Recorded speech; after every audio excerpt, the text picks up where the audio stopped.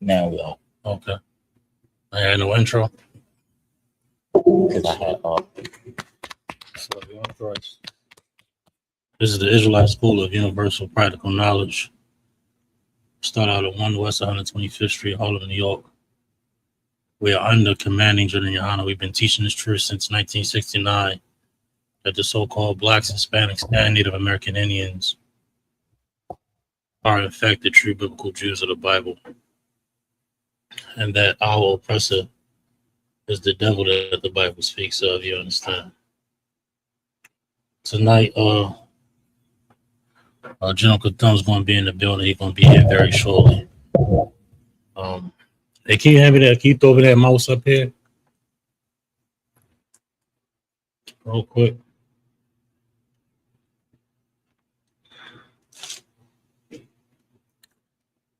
But General Katham going to be here shortly. But until then, if y'all got any questions, y'all can throw them in the chat, or if y'all want to wait for the general to get here, that's fine too. Or if you just want to check in until then, do so. But if you could, go ahead, hit that like button, hit that subscribe button, hit that share button, and we're gonna get this thing rolling. You understand? But of course, every Tuesday across the earth, we got the Brotherhood class.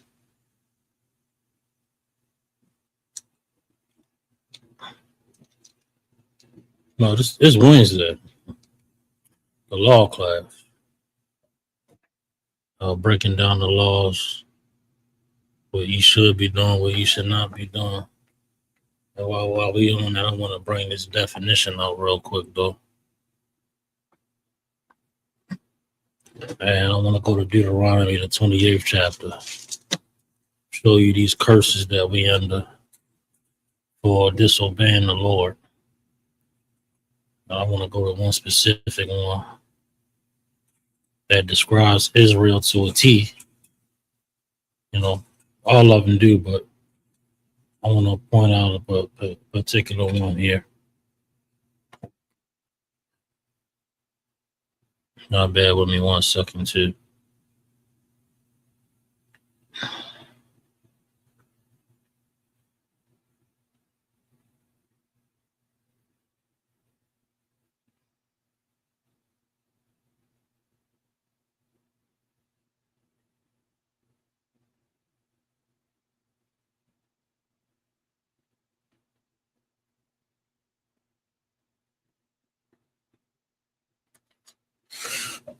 Boy, oh boy.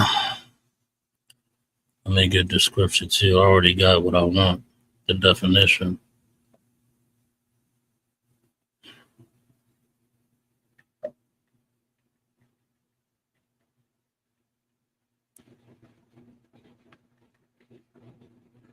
I'm in Deuteronomy, the 28th chapter.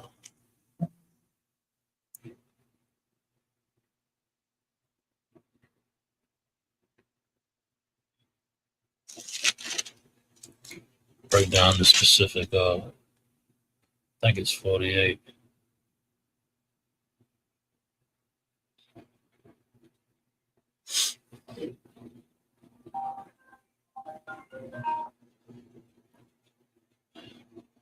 Hey, Sarah's daddy gonna call you right back, okay? Daddy's busy right now. I'm gonna call you back, okay? Okay. All right, love you. Bye.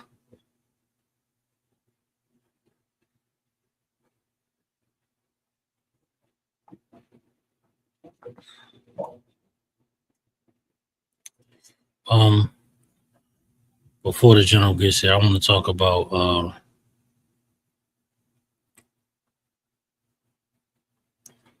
parental alienation.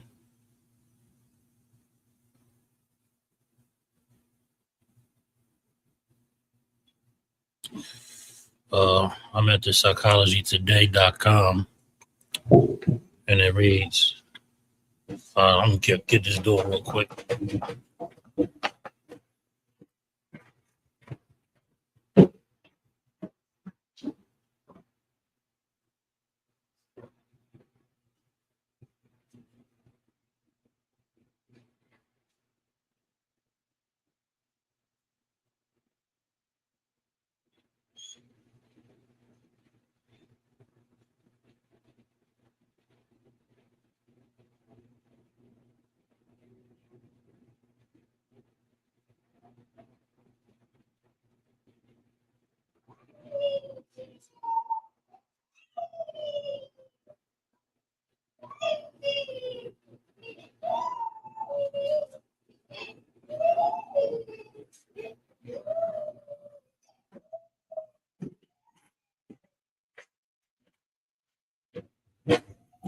want to talk about parental alienation. Parental alienation occurs when a child refuses to have a relationship with the parent due to manipulation by the other parent. This is something that happens all throughout the Black, Hispanic, and Native American Indian. So a lot of reasons because of monogamy. You know what I'm saying? Monogamy, forced monogamy. A lot of that. This happens because of that. That's one reason. There's a plethora of other reasons also. But continuing on in the definition of parental alienation.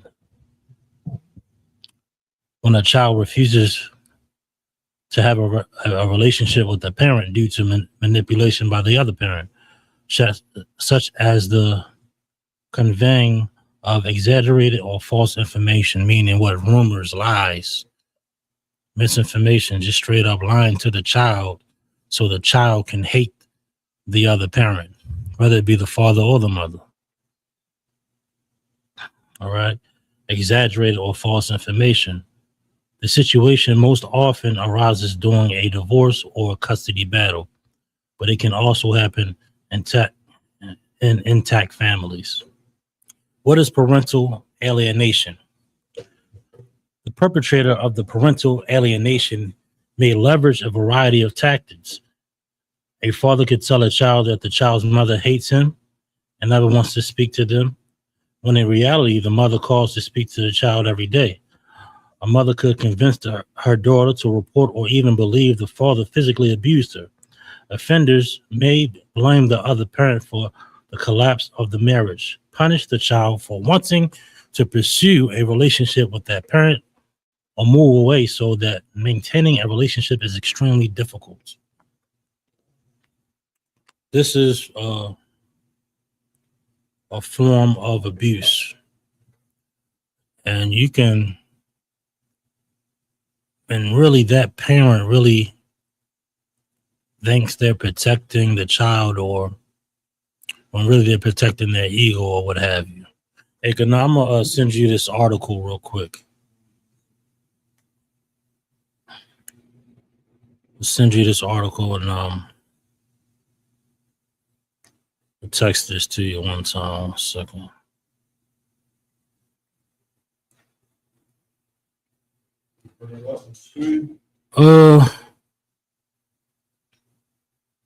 We can. But I texted it to you though.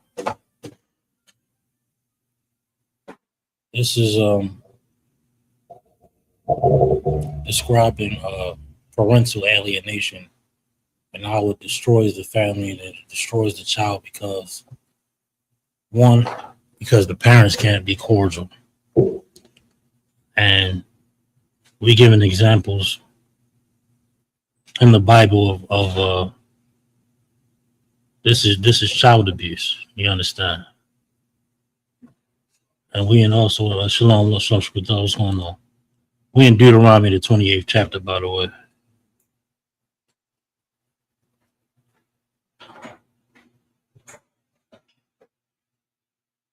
We in 28 and 54, but I want you to pull this article real quick when you get a chance, all right?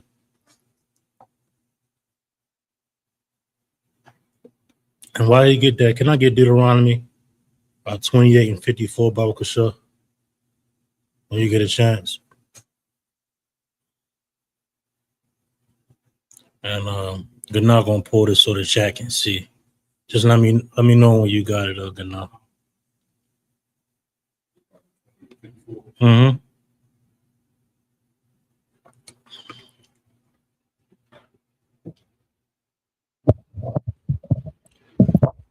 This is the book of Deuteronomy, chapter 28, verse 54. So that the man that is tender among you and very delicate. You're talking about a young man. You're talking about a young man in Israel, a young Black, Hispanic, Native Indian man. You understand? Go ahead.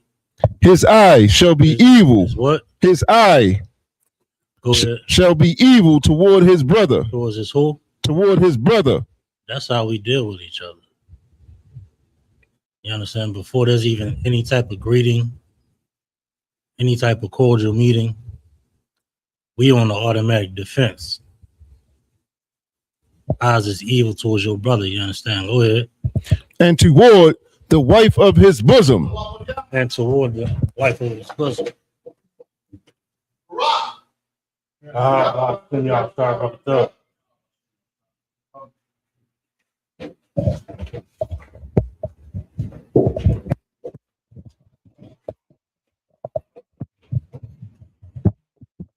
Back up for the general.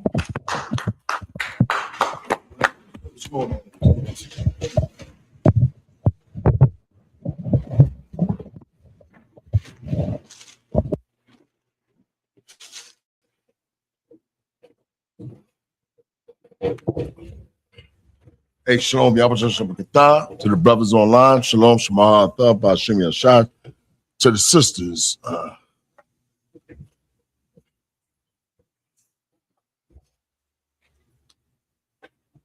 What was popping? What was going on? What you was into? A warrior. I mean a warrior. I'm getting old.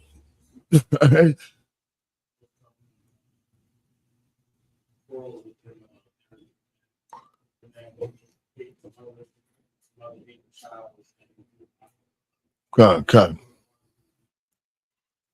Oh, okay. Most high in Christ. Most high in Christ. I wanted to go into like the work that y'all do on the. Can they hear me clear? Sir. Oh, okay.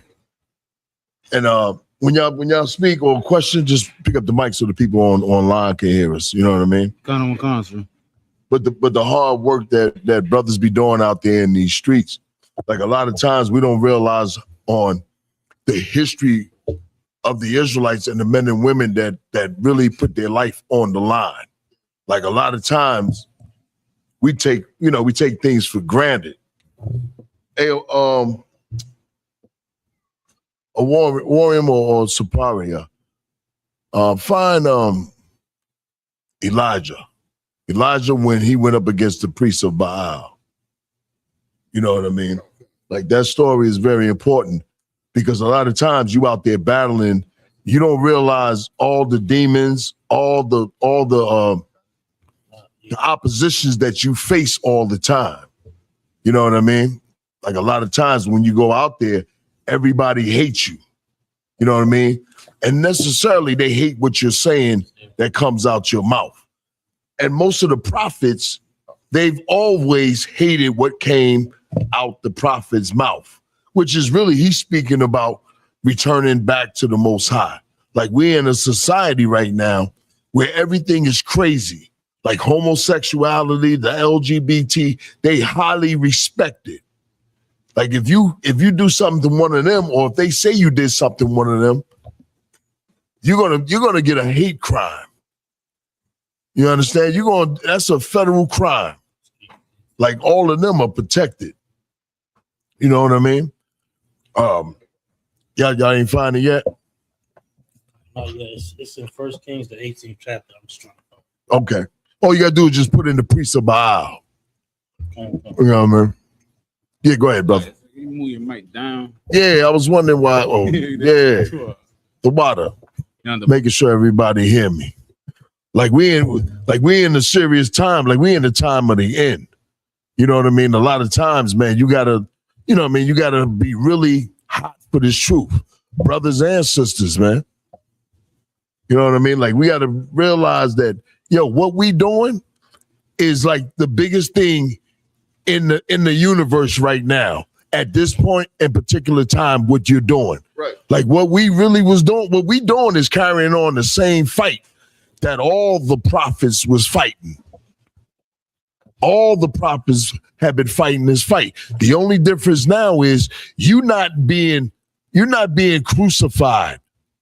You're not being like when you find out the research of Isaiah, don't you know Isaiah was cut in half?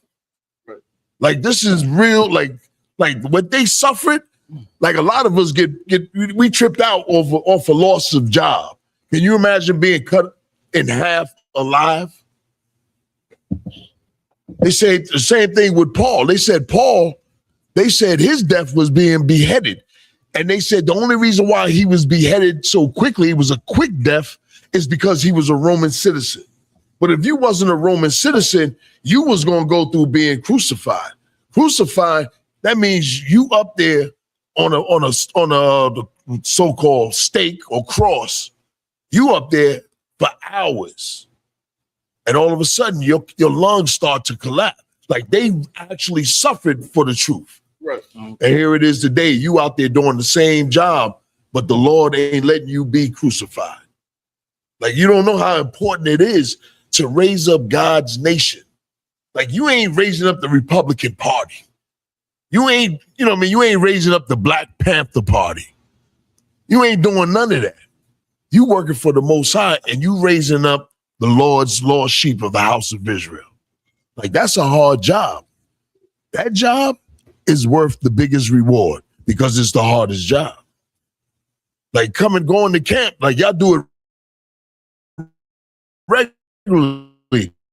There's brothers that's be online talking crazy about brothers that's at camp.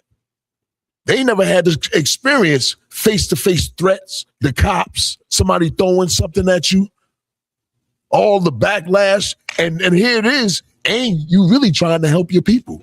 Imagine that I tell you, you're the greatest people on the face of the earth, and they hate you for it.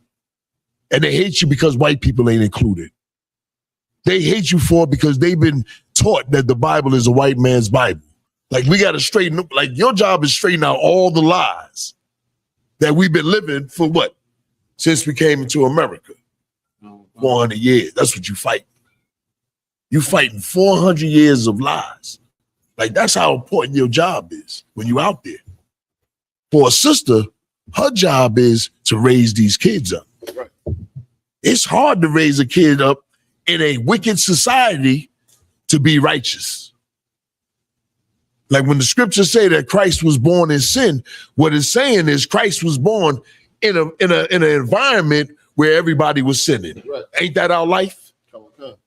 Like you raised up, and your cousins and your homies are all criminals. Some of y'all, or some of us, was criminals. Like your job is to change a criminal into a righteous man. That's hard. When you got the internet, you got TV, you got football, you got money, you got jobs, you got unemployment. These are people that's going to come in, and you got mental illness. Now, how you going to deal with that? You got to be a strong man to deal with all that. And then you got your own problems and your own children to raise up. Right. But still, you go out there on a Saturday. So how in the hell can another Israelite tell you about some camp? That's right. He don't know goddamn anything about sacrifice because all he care about is himself. You know what I mean? That's all he really care about. The water. That's all he care about. You know what I mean? Like it's a real hard job. Give me that with Isaiah. I found it when he's battling them. And at this time period, Jezebel and King Ahab, they already had told him that we was gonna kill him. So Elijah was walking around like, ain't no more prophets because they killed the prophets. Can you imagine if all of us got killed and you're the one left? And everybody know that you are Israelite from one West? You know what that's like? Right. Like you're the only one left. And now you got to hold the truth. And he was able to pull Elisha in the truth. Go ahead. Come. The book of 1 Kings, chapter 18, verse 4. For it was so when verse 40, Salakia. I see we a little stingy with it, huh? Okay. Go ahead. 1 Kings chapter 18, verse 40. And Elijah said unto them, take the prophets of Baal, let not one of them escape. And they took them. And Elijah brought them down to the brook Kishon and slew them there. Right. He had to show the power of the Most High. I wanted you to get the whole story, but that's cool. We're gonna go to Jeremiah. Let me run the story of Jeremiah. How hard his fight was. Give me Jeremiah 37. Come on. Come on. I'm gonna go through the whole story so you get the gist of the struggle. The water, brother.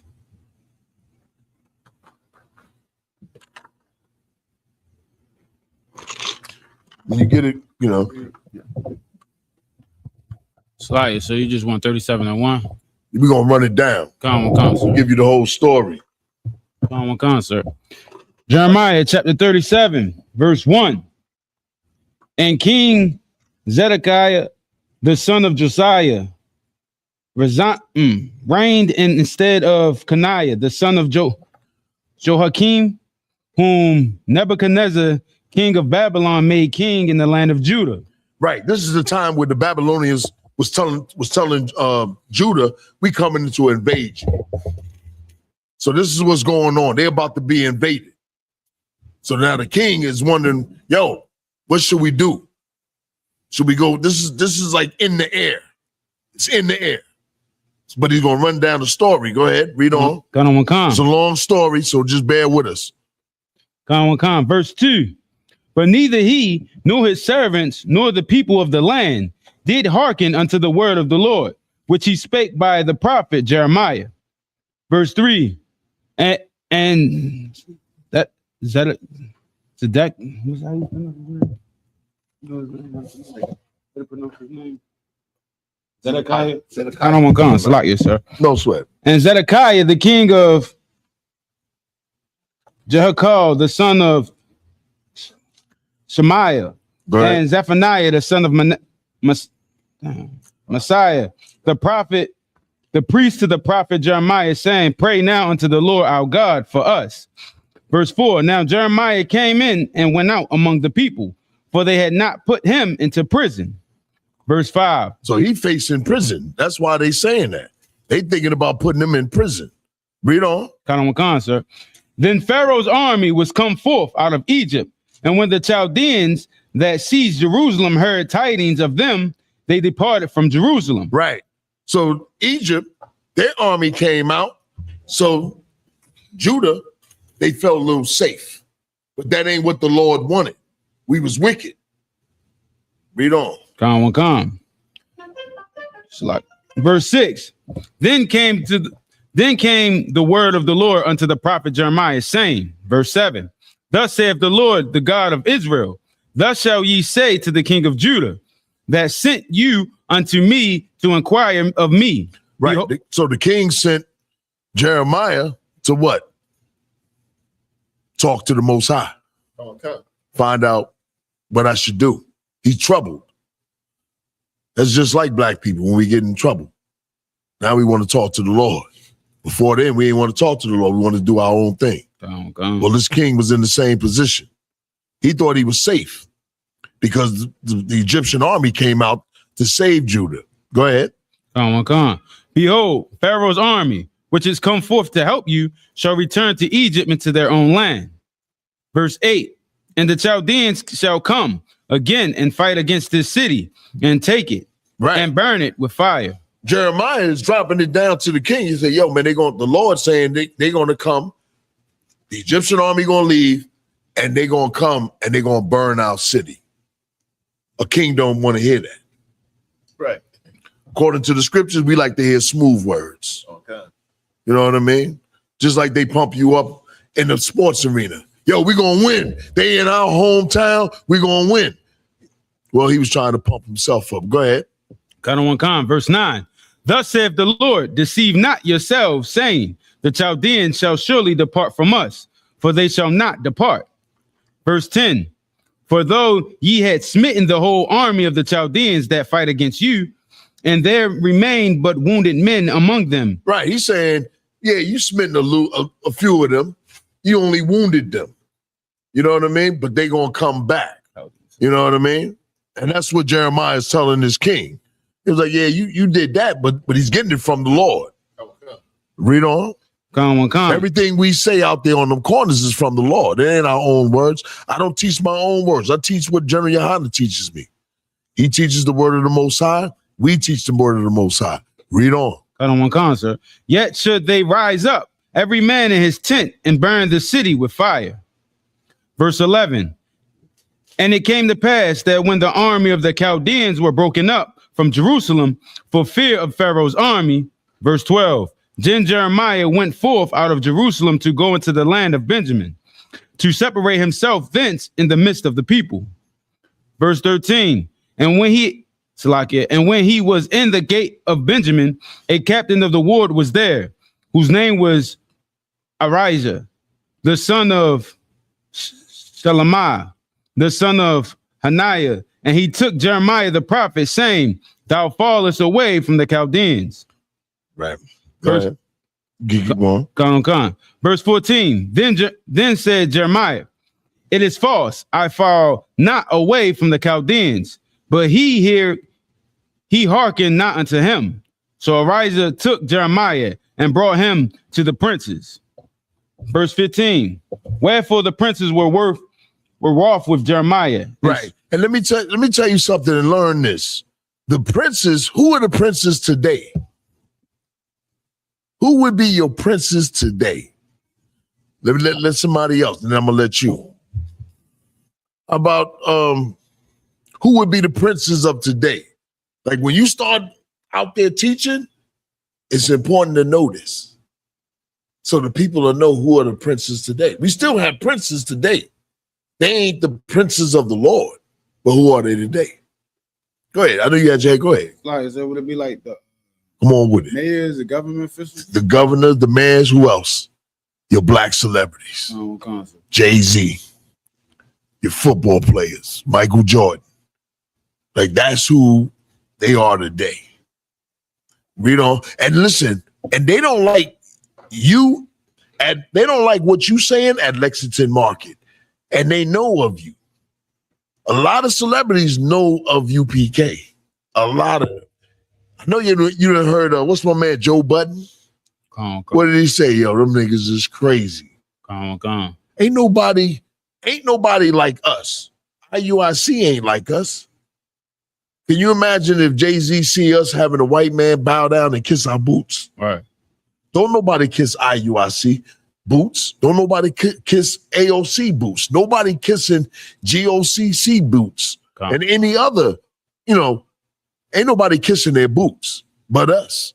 You know what I mean? Like, you got to think about who you are. Like I always say, yo, nigga, I'm one West. That shit mean, excuse my language, that means something. I was riding today with a warrior in them. They talking about I'm coming up to Baltimore. Like I'm supposed to be scared of Baltimore. Right. Talking about, yo, you better be careful. I said, be more careful. I said, man, nigga, I'm one West.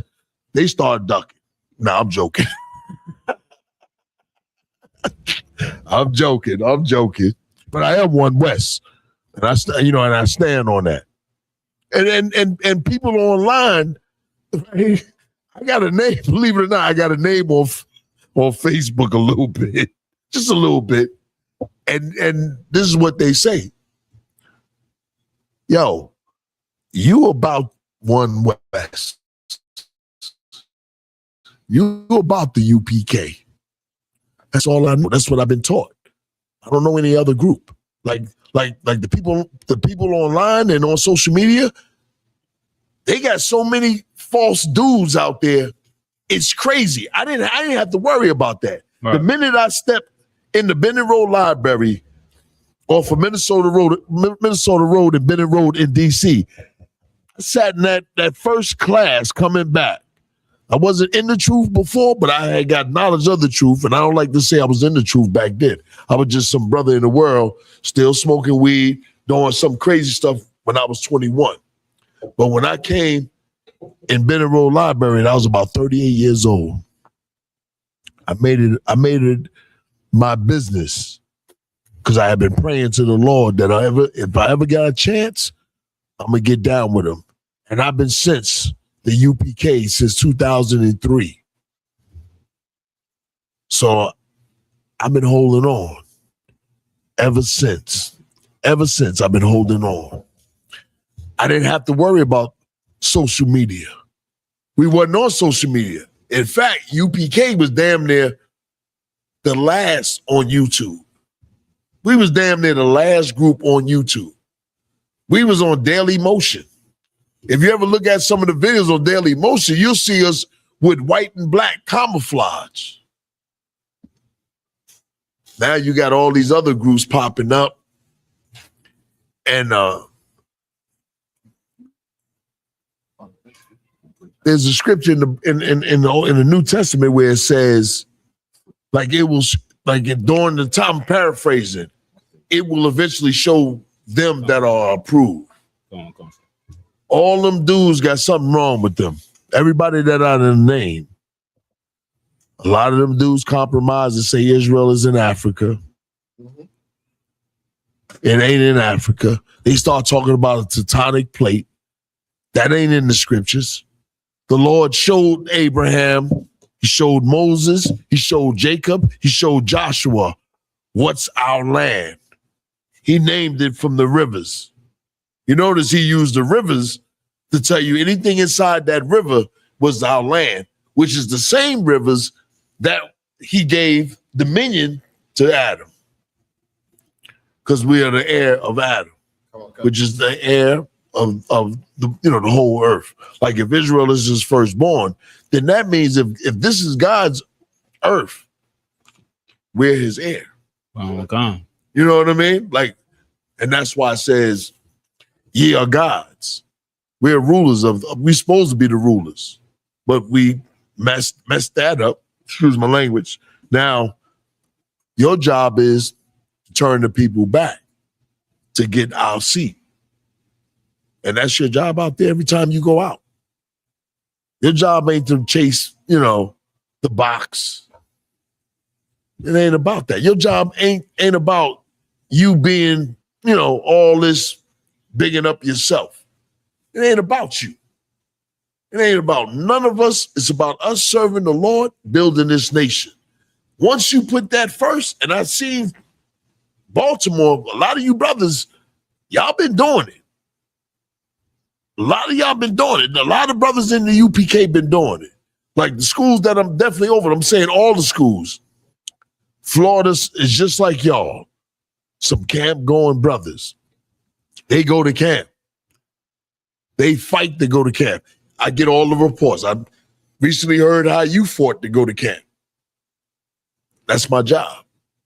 To make sure you soldiering up. That's my job. Right or wrong. My job is to make sure that you soldiering up. They gave you a day off, right? Right or wrong? Hey, say it loud, brother. You popped up at camp. You know what I mean? Like that's needed. You weren't thinking about yourself.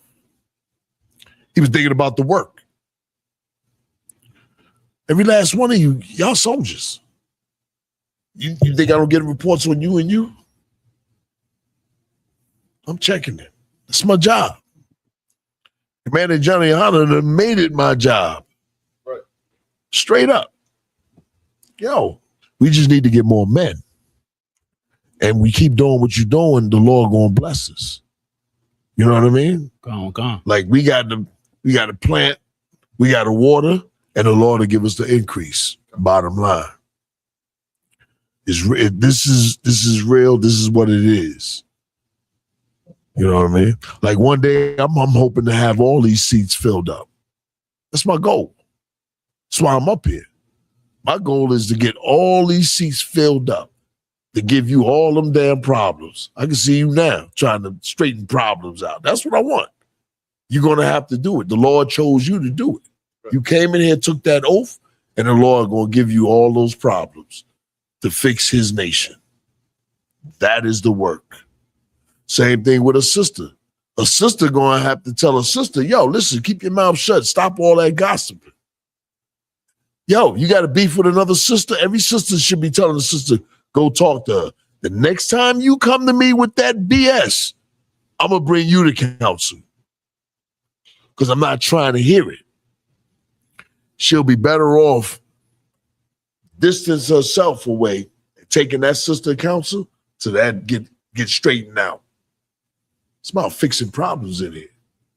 You know what I mean? Like once we get right, once we take the log out of our own eyes, then we're able to take the mote out of somebody else's eye.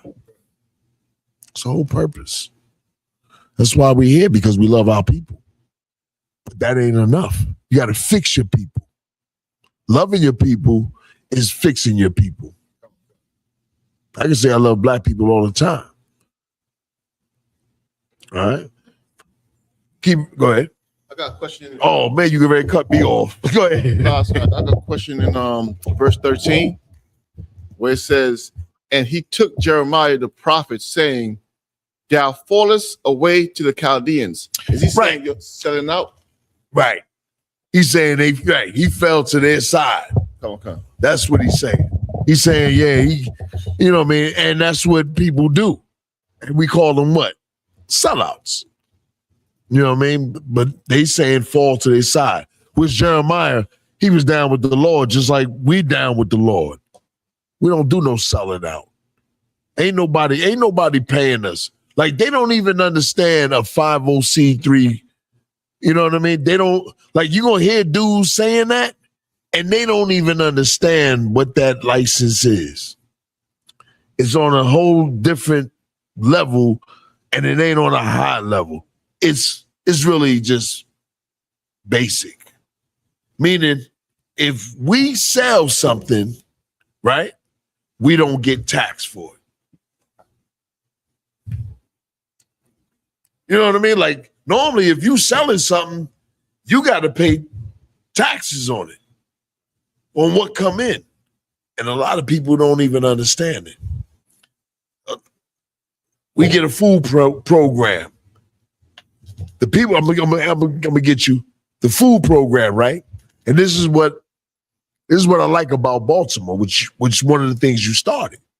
The food program is that the people that have the food, they're not gonna go in the hood like we are gonna go in the hood. They don't want to deal with black people the way we'll deal with them. I'm gonna keep it 100. You think Christians want to go where you go? What did that brother say on the video? He was like, "Man, I'm glad y'all out here. You didn't stop a whole lot of stuff that was going on just by y'all coming out giving this food. Even drug dealers gonna respect that you giving up food.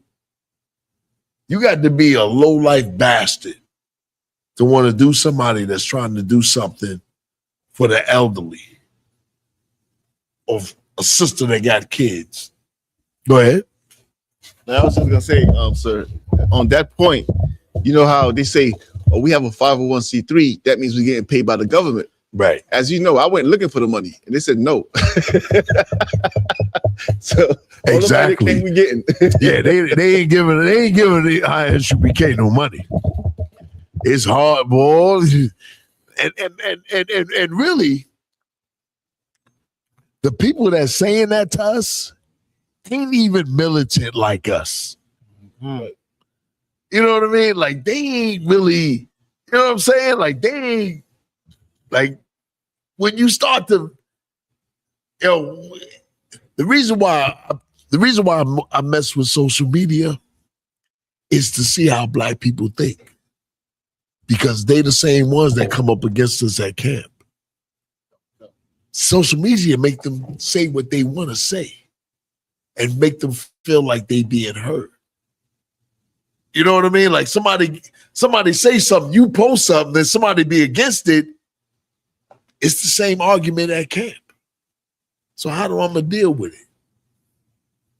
I ain't gonna tell them to come to class because I don't give a damn about them, because that's what you gonna do out there in the streets. The Lord gonna bring them in. We just got to get right. We just got to go out there every weekend out there and teach. And the Lord gonna bring them in. It was a time where it was only 10 of us out, 10 of us in the school, maybe 10 or more. So let's say 13. The brothers in Philly and the brothers in DC. And I remember going to major council. And I tell this to General Haas, me and General Haas, we talk. And I was also 5,000. And they would always, Johnny Holler used to always say, I'm telling you, they gonna come in. Y'all gotta be ready. Women gonna come in here looking for men, but that's okay. Because if they come in, we can get them right.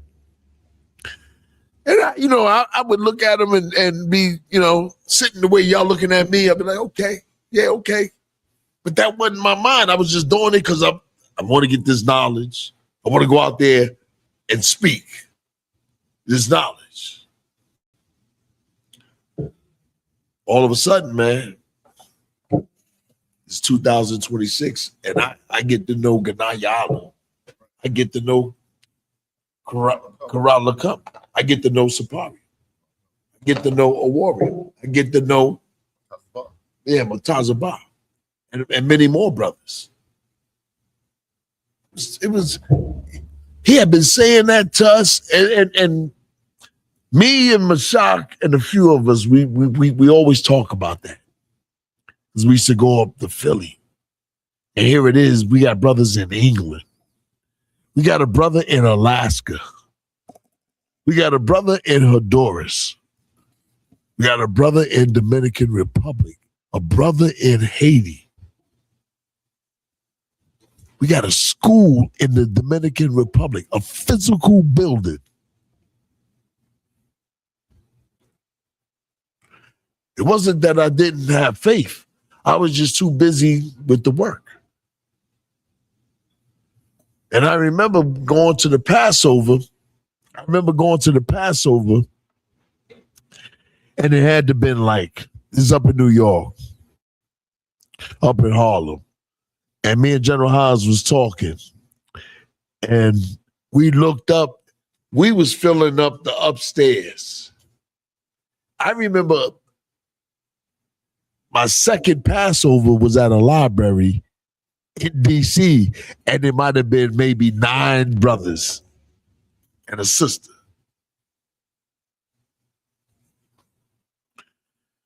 Baltimore gonna grow. All you need to do is just keep doing what you're doing and do it more. That's it. That's all you. Hey, princess, you come to see daddy?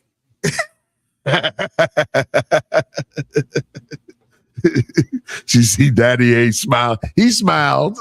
Daddy smiled. You break him down, sis. All right, princess, you broke your daddy down. He can't play that hard role in front of I'm gonna stop messing with you, Ganayala. You a soldier. I know that's right, brother. Any more questions? Yeah. Somebody take it over from where he was left off. What verse was you on? I gotta see. Okay. These soldiers, these brothers in the Bible, these prophets, they were straight up soldiers. Straight up soldiers. Okay. You got questions? Well, no, we'll finish what you got. We do have questions actually on that topic, sir.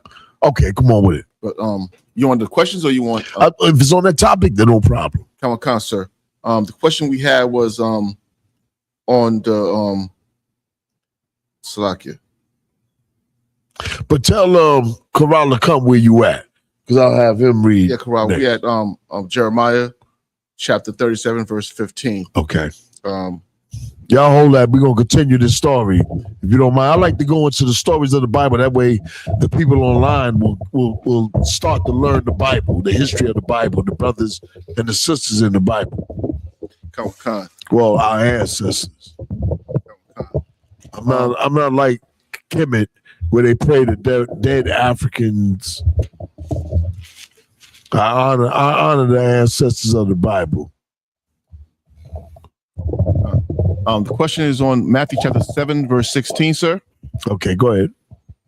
Matthew chapter 7, verse 16. Ye shall know them by their fruit. Right. So basically, the question basically is around what is the fruit?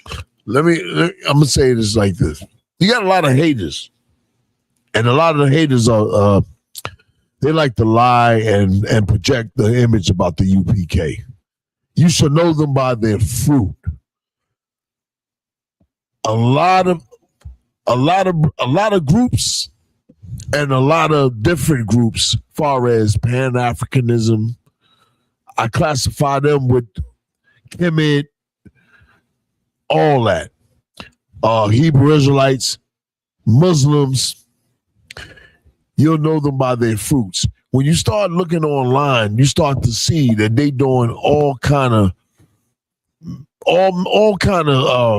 I should say crazy nonsense. Okay. Like they really big hypocrites. And the problem with black people is we so gullible that we'll follow any leader because we press for a leader and not knowing who a leader is. Right. Like Commander General Yana is the right leader. Like if I'm saying he the right leader, then check him out. Like see if he's the right leader. Like I'm putting my stamp on it. Commander General Yana is the right leader that leads me, that taught me up, that brought me up, that teaches me. That's who the leader is. Now, if I was in the world, or if I was coming into the truth, or trying to find the truth, that's who I'm gonna follow. Like I don't even get it. Like Cesario, for one, you know what he said? He said when GMS started talking about ISUPK, he said, well, why should I listen to GMS if you telling me the original and the first school that was out here in camps was GMS? It was ISPK. He said it was ISUPK. Okay. He said, why don't I just start watching them? It was some brothers in Baltimore that was looking for General Yohana, and they told him, well, he ain't here today. That was the candy cane. And then they found out that General Yohana was not part of their group. You got a question, or you were just ready to read? Oh, okay. You know what I mean? Okay. So your fruit is this. Here's what your fruit. Let's say you the tree as a husband, and you have a wife. In that relationship, the fruit of a woman is how she take care of you and how she raise up her children. Right. Like you supposed to raise up your children to be doctors and lawyers, right or wrong? Okay. Like if you start with them when they 2 and 3, a sister's supposed to be at least at 2 and 3, start teaching them academic lessons. Like that sister, Officer Malak's rib, she had her kids like reading off a chalkboard at 3 years old. Right. So don't tell me it can't be done. Like if a sister ain't working, she's supposed to be working on her kids. She's supposed to be working on making her husband, especially if he's going to camp. Like if a sister ain't working, and if she can't find a job right now, a brother say, okay, this is what I want you to do. I want you to start teaching these kids and prepare them for school. Let's try to raise them up with a good education and make them out to be something. Doctors. Like imagine if we had doctors in here. We got a few brothers that are and sisters that are nurses. Imagine if we had a doctor in here. That would save a brother a whole lot of money. Right. Right or wrong? And that will be your second opinion. Right. Brother might say, yo, man, get the CD from the MRI, send it to me, and I'm gonna overlook it. Like that's where we're supposed to go with our sisters that are not working. Now, some sisters are working. They still got to raise up their kids. Like the fruit of a woman is her children, right or wrong. If her children is dumb as a brick,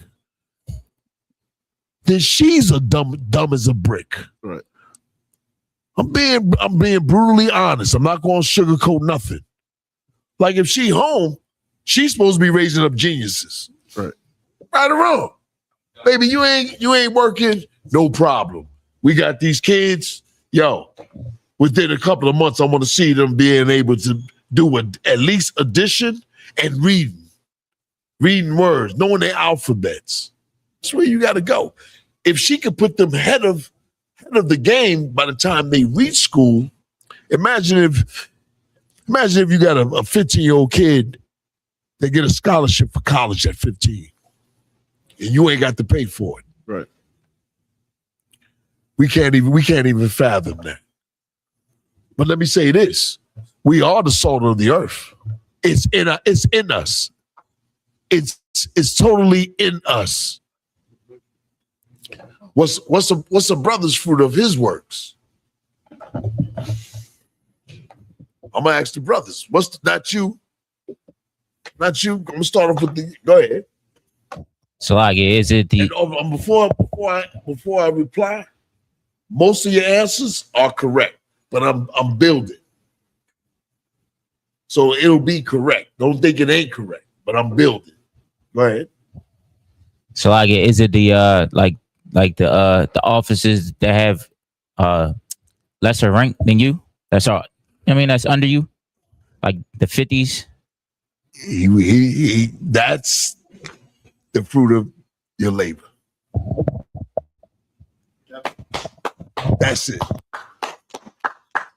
All of it, like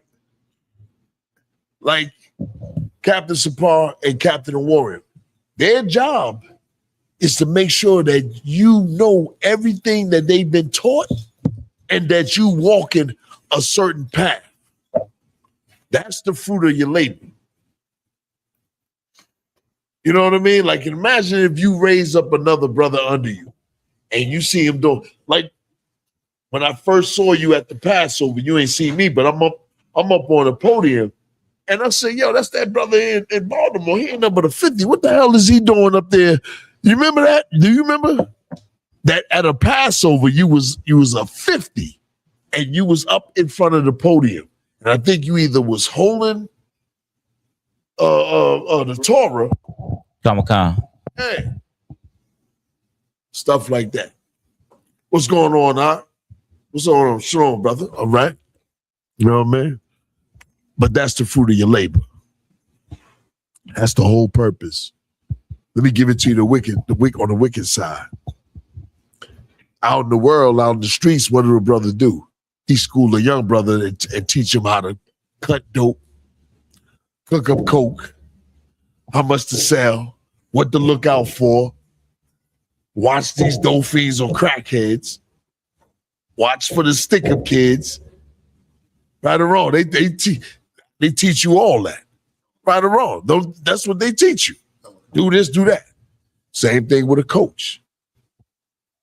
How to dribble, lay up, switch over, different plays, box somebody out. Right or wrong. Your job is to do the same thing when a brother come in here. That's the fruit of your labor. The fruit of your labor is raising up brothers to be soldiers. That's what it is. Because what do you want to surround yourself with? Now, let me get the young brothers. What do you want to surround? I'm going to get the young man that just popped up and you might not know what I'm talking about. Who would you want to surround yourself with? Outside your, you give them, go ahead. You give them the mic. My loved ones. Your loved ones, that's cool. Now, what about when you out and about? Would you want to have a soldier that know you, that you can trust? Come. You want your brothers that you hang with to be fully aware of what's going on. That's the fruit of your labors. You want to raise up another young brother. Whoever told you about us, you're going to be the fruit of their labor. And they just trying to drop this knowledge on you. There's nothing wrong with getting knowledge. Then you start to understand life. With the ISUPK, we teach you about life, what's going on, and how to move. You know how brothers be talking about and keep my head on the swivel? Nah, you got to be able to maneuver in a racist society and still get the job done. That's really about it. You got to feed your family. You got to put money in your pocket. You got to pay your bills. Now, how you going to do that when you're black? You go to college, they don't give a damn about you getting a degree. The athletes, they pull them over and treat them just like you. Right or wrong? Okay. Somebody give me that. I'm gonna tell you how they treat you. Give me that. One of your other brothers, give me Isaiah chapter 51. My memory shot. 21. But maybe go ahead. I could, sir. So does that also mean, since Christ is saying you will know them by their fruit, and you're saying that the fruit could be for like a camp, for example, the men under you, right? Yeah. Did that also mean that Christ might judge us based off the men under us? Oh yeah. Not only, let me tell you something, not only is Christ going to judge you, but I'm going to judge you. Jerry Yohana is going to judge me. You see how that works? Like if you messing up and you running around with a trooper and he's doing something bad, I'm blaming y'all. I'm blaming you captains. Have I not blamed y'all? You're responsible. You're supposed to care for their lives. That is brotherhood. You know what I mean? That is brotherhood. Anybody got Isaiah 51 and you got it? And this is exactly what they do to us in general. Read. Isaiah chapter 51, verse 21.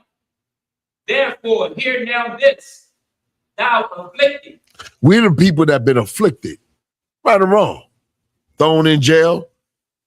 They push drugs in our neighborhoods. They pushed it in when I was young. Now they got fentanyl and they got this other stuff called Tranquil or something like that. Not to mention Molly, not to mention the weed, not to mention they made it legal. Read that part again. Therefore, hear now this, thou afflicted. Right. They afflict us constantly. They afflict our sisters. They afflict our brothers, man. Constantly we go through all this and we try to love them back. And then they just afflict us more. You know what I mean? The bottom. Child support, abortion. They convince sisters to kill their own babies. Now that's something crazy. Like, how you going to convince somebody to and they get it done with convincing us, and we believe that we should get rid of our own babies. Like we murder them. They've been constantly afflicting us. My generation been afflicted. A warrior, your generation been afflicted. Brother, I got news for you, young brother. You're going to be afflicted. And that's why we got to move different. Read on. And drunken. And drunken, intoxicated. You can't put up a fight if you drunken. You ever see a drunk man win a fight? Hell no. He get beat down. Read on. But not with wine. But he said, not with wine. We get beat down. First thing a cop do, he pull you over. What did he tell you? Get out the car. Start searching. Not only do you get out the car, he start disrespecting you so you can get angry. That's his whole purpose. So you can be like, I know my law, I know my rights. Now you pissed off because you know he valued me. You know what I'm saying? Like, you ever see somebody you know they doing something intentionally and they know it's wrong and you know it's wrong?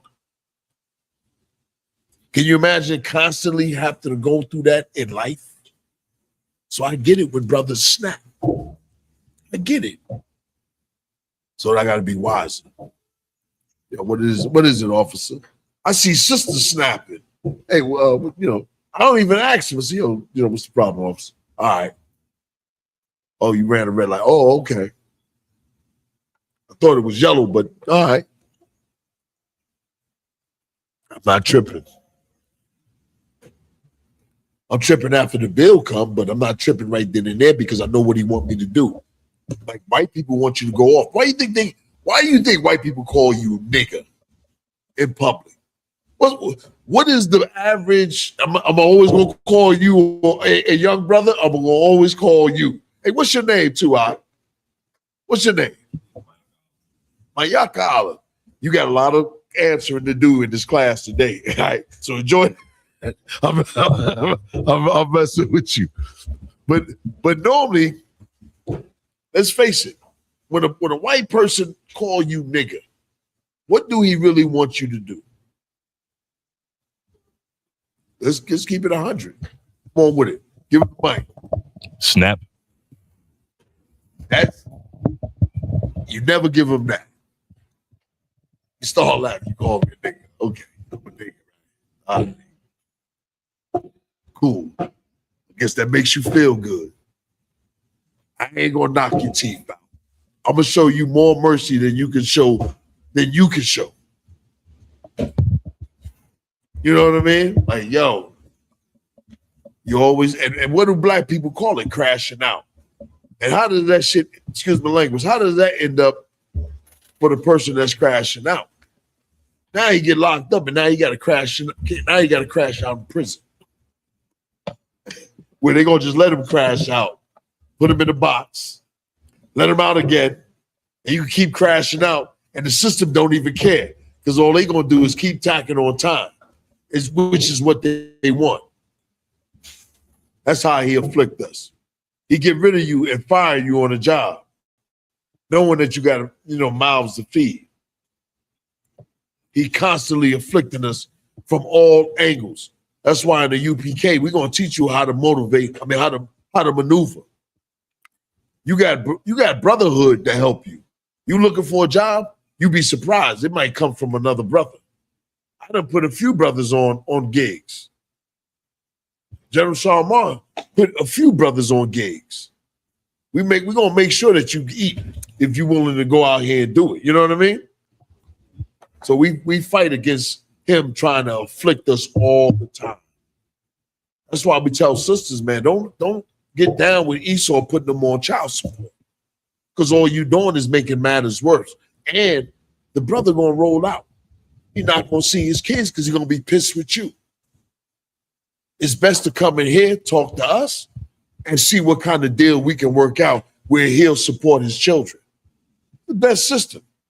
I love you both. I love the sister and I love the brother. The court system don't love anybody. Read on. Verse 22. Thus saith thine Lord the Lord, and thy God that pleadeth the cause of his people. Behold, I have taken out of thine hand the cup of trembling, even the dregs of the cup of my fury. Right. The Lord said, man, I'm gonna take that out of you. I'm gonna take my cup that I've been punishing you. I'm gonna take it away from you now. Read on. Thou shalt no more drink it again. He said, thou shalt no more drink it again. It might be a scripture above it. Verse 20. 20. Try 20. Verse 20. Thine sons have fainted. And you in Isaiah 51. Try 22. I'm trying to get it now. My memory's shot. I used to know this scripture backwards and forwards. Isaiah chapter 51, verse 22. Matter of fact, 23. Isaiah chapter 51, verse 23. But I will put into the hand of them that afflict thee, which have said to thine soul. Right. He said he's going to put it into them that have afflicted us. Now he's going to punish so-called Esau, the Edomites. Read on. Which have said to thine soul, bow down, that we may go over, and thou hast laid thine body as the ground. What's the first thing the cops tell you when they pull you over and it's 3 or 4 young brothers? They tell you, get out the car and get on the ground. It's the first thing they tell you. Get on the ground. They pull you out your car. You ain't even aggressive, but they got you sitting on the damn curb. What was his name? Shovik? He had his knee on my man's neck. George Floyd. Read that part again. Which have said to thine soul, bow down, that we may go over, and thou hast laid thine body as the ground. Let me tell you, what we really don't realize is white people remember that they had you in slavery.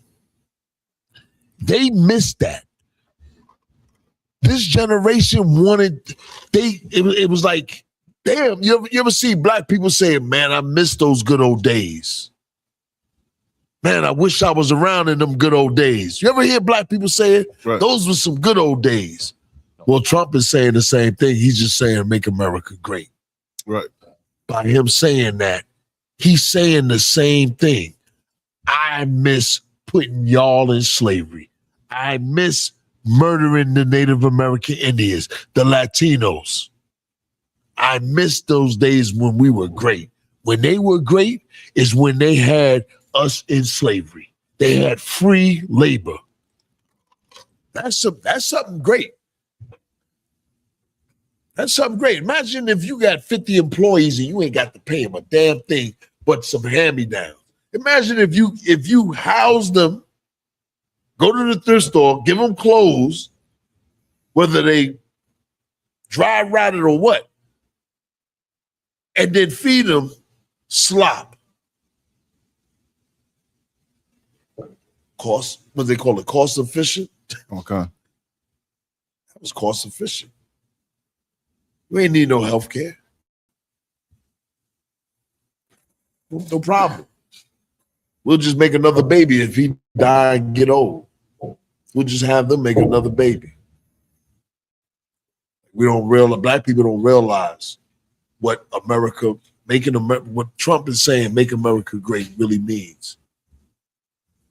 It's really, they wish that they was around when they was able to put you in slavery. That's right. They miss when you didn't back talk. Like, think about it. Imagine if you had a group of people in slavery and now you can't enslave them no more. You feel some kind of way. You feel like you done lost some power. Right. Like, that is what you got to teach out there to black people. They don't realize how white people, you're known in the world as the slaves. You're known across the world as the people that were enslaved. Messed up, right? We did it to ourselves by disrespecting. Okay. On the real tip, that's what it is. Imagine if I disrespected you, Ganaya Allah. You pissed off with me. You'd be like, yo, you gonna disrespect me? I done brought you up. I done gave you a land. I done marched with your armies, took the land, told you all you got to do is follow these laws. I got you. You ever see one of your partners say, yo, you ever have a friend say, yo, come on, you say, man, I'm broke. And your buddy go, don't even worry about it. I got you. Come on. That's the Lord. The Lord is saying, I got you. He's always in the scriptures saying, haven't I brought you up out of Egypt? Right. He's saying, nigga, I'm the one who got you. Oh, you gonna go worship some false god? Today we follow Islam. Today we follow the African gods. Today we follow the white Jesus. Like you know what the problem, you know what the biggest problem with black people is? When they read this Bible, they read it like a novel. The second thing that they do is that they don't apply it to today as the way the prophets and God is talking. Like, a lot of y'all done had dudes that say, yo, man, don't even sweat it, man. It's on me. Right now, if I say, yo, we're going to go to the club or we're going to go to a restaurant, and I say, yo, y'all don't even worry about it. I got this. You down. Right or wrong, you down. But some of y'all are fake. Some of y'all go turn around and go follow somebody else. That's what the Lord said that we did.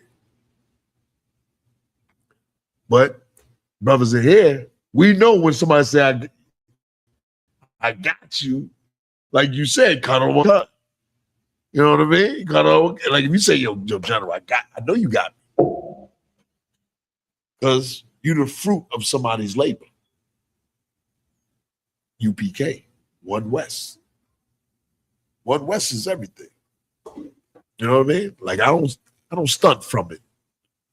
I let brothers know when y'all saw that photo of me online. That was a Hamite, an African.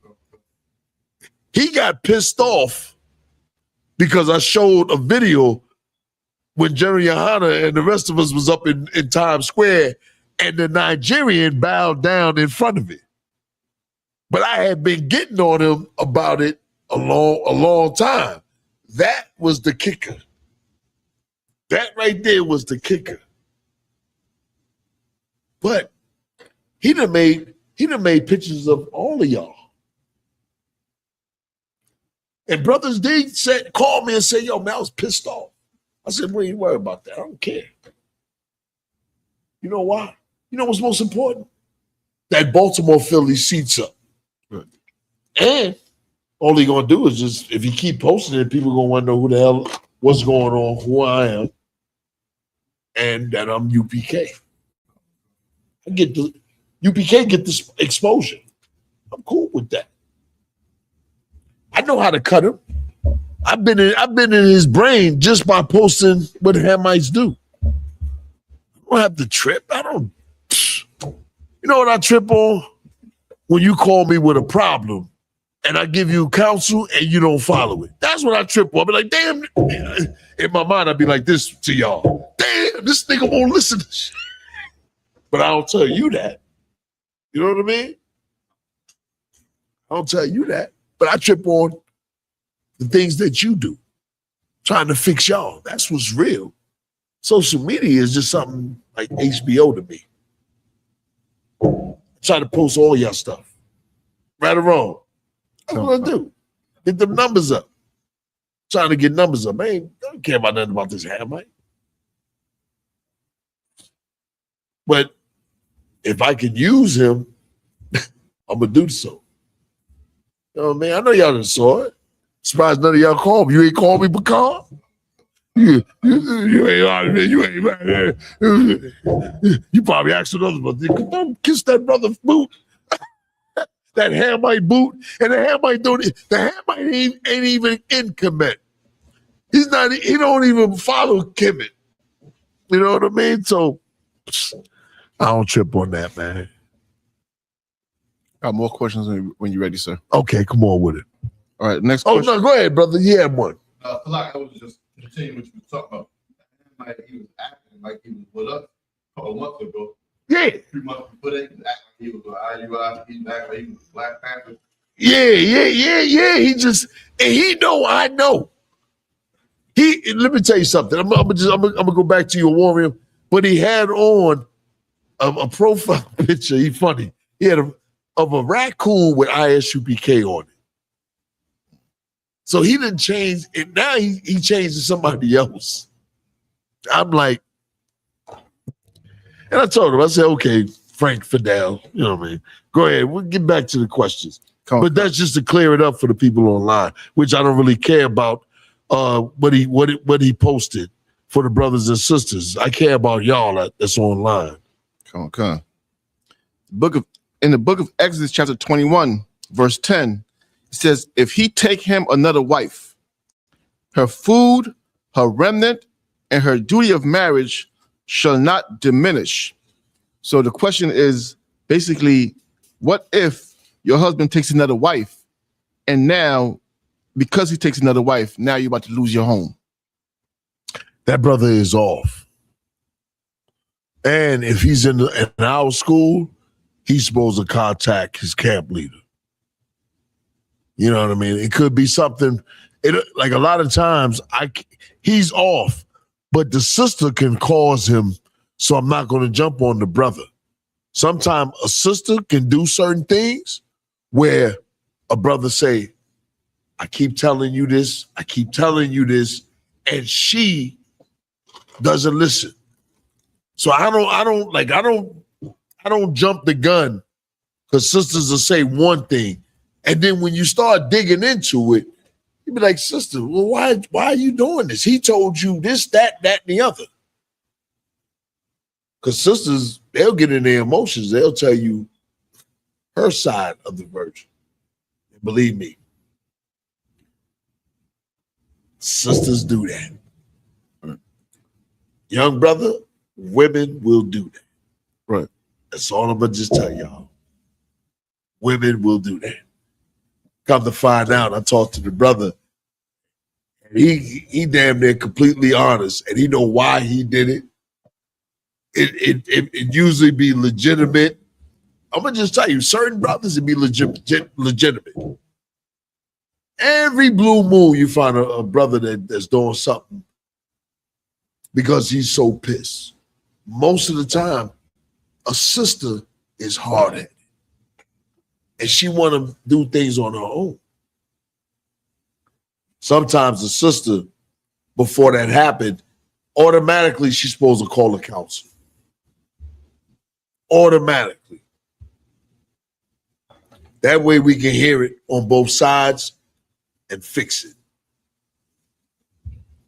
You let a brother do that to you and you allow it, maybe because you know you was doing something. If you was completely right, you would call your camp leader. Now, if you ain't in the school, whatever city you in, you call that number on that video, that YouTube video, or that TikTok video. And the brother will tell you what to do. Okay. You know what I mean? All right. Any more questions? No, that was it for now, sir. Okay. So, but if he's wrong, you should immediately talk to your camp leader and square it off before you get home, before you be homeless. A brother's supposed to take care of his home. You know what I mean? A sister is supposed to take care of his home. Like sisters think that it just is left up to a man. It ain't left up to a man. If you're a family, it's up to the wife and the husband. That's why she's supposed to be the helpmeet. Like this society expect that you're supposed to do it all. Christianity teaches you're supposed to do it all. Nah, you ain't. Nah. In these days and time, I grew up with parents where they both worked because it was hard. Now, if you somebody that can hold it down, hey, fine. I didn't mind holding it down, but I had to expect certain things. Before I was in the truth, sister ain't do nothing. And when I got in the truth and I had a woman, she would do half of that. But she was into this bull crap. So she left. I'm gonna just tell you my personal story. She left. Not stopping no woman, man. She leaving. What was I supposed to do? Beg her? Nah, get the fuck on. So excuse my language. Get the F on. I'm the goal. Straight up, I'm the goal. She ain't the goal. How is she the goal? She ain't going to camp. She ain't receiving no crown. Who's receiving the crown? The woman or the man? Yeah. She gonna enter into the kingdom of heaven through you.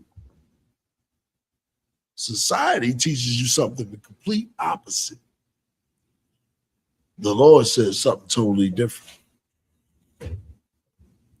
I don't mean to curse. Block you.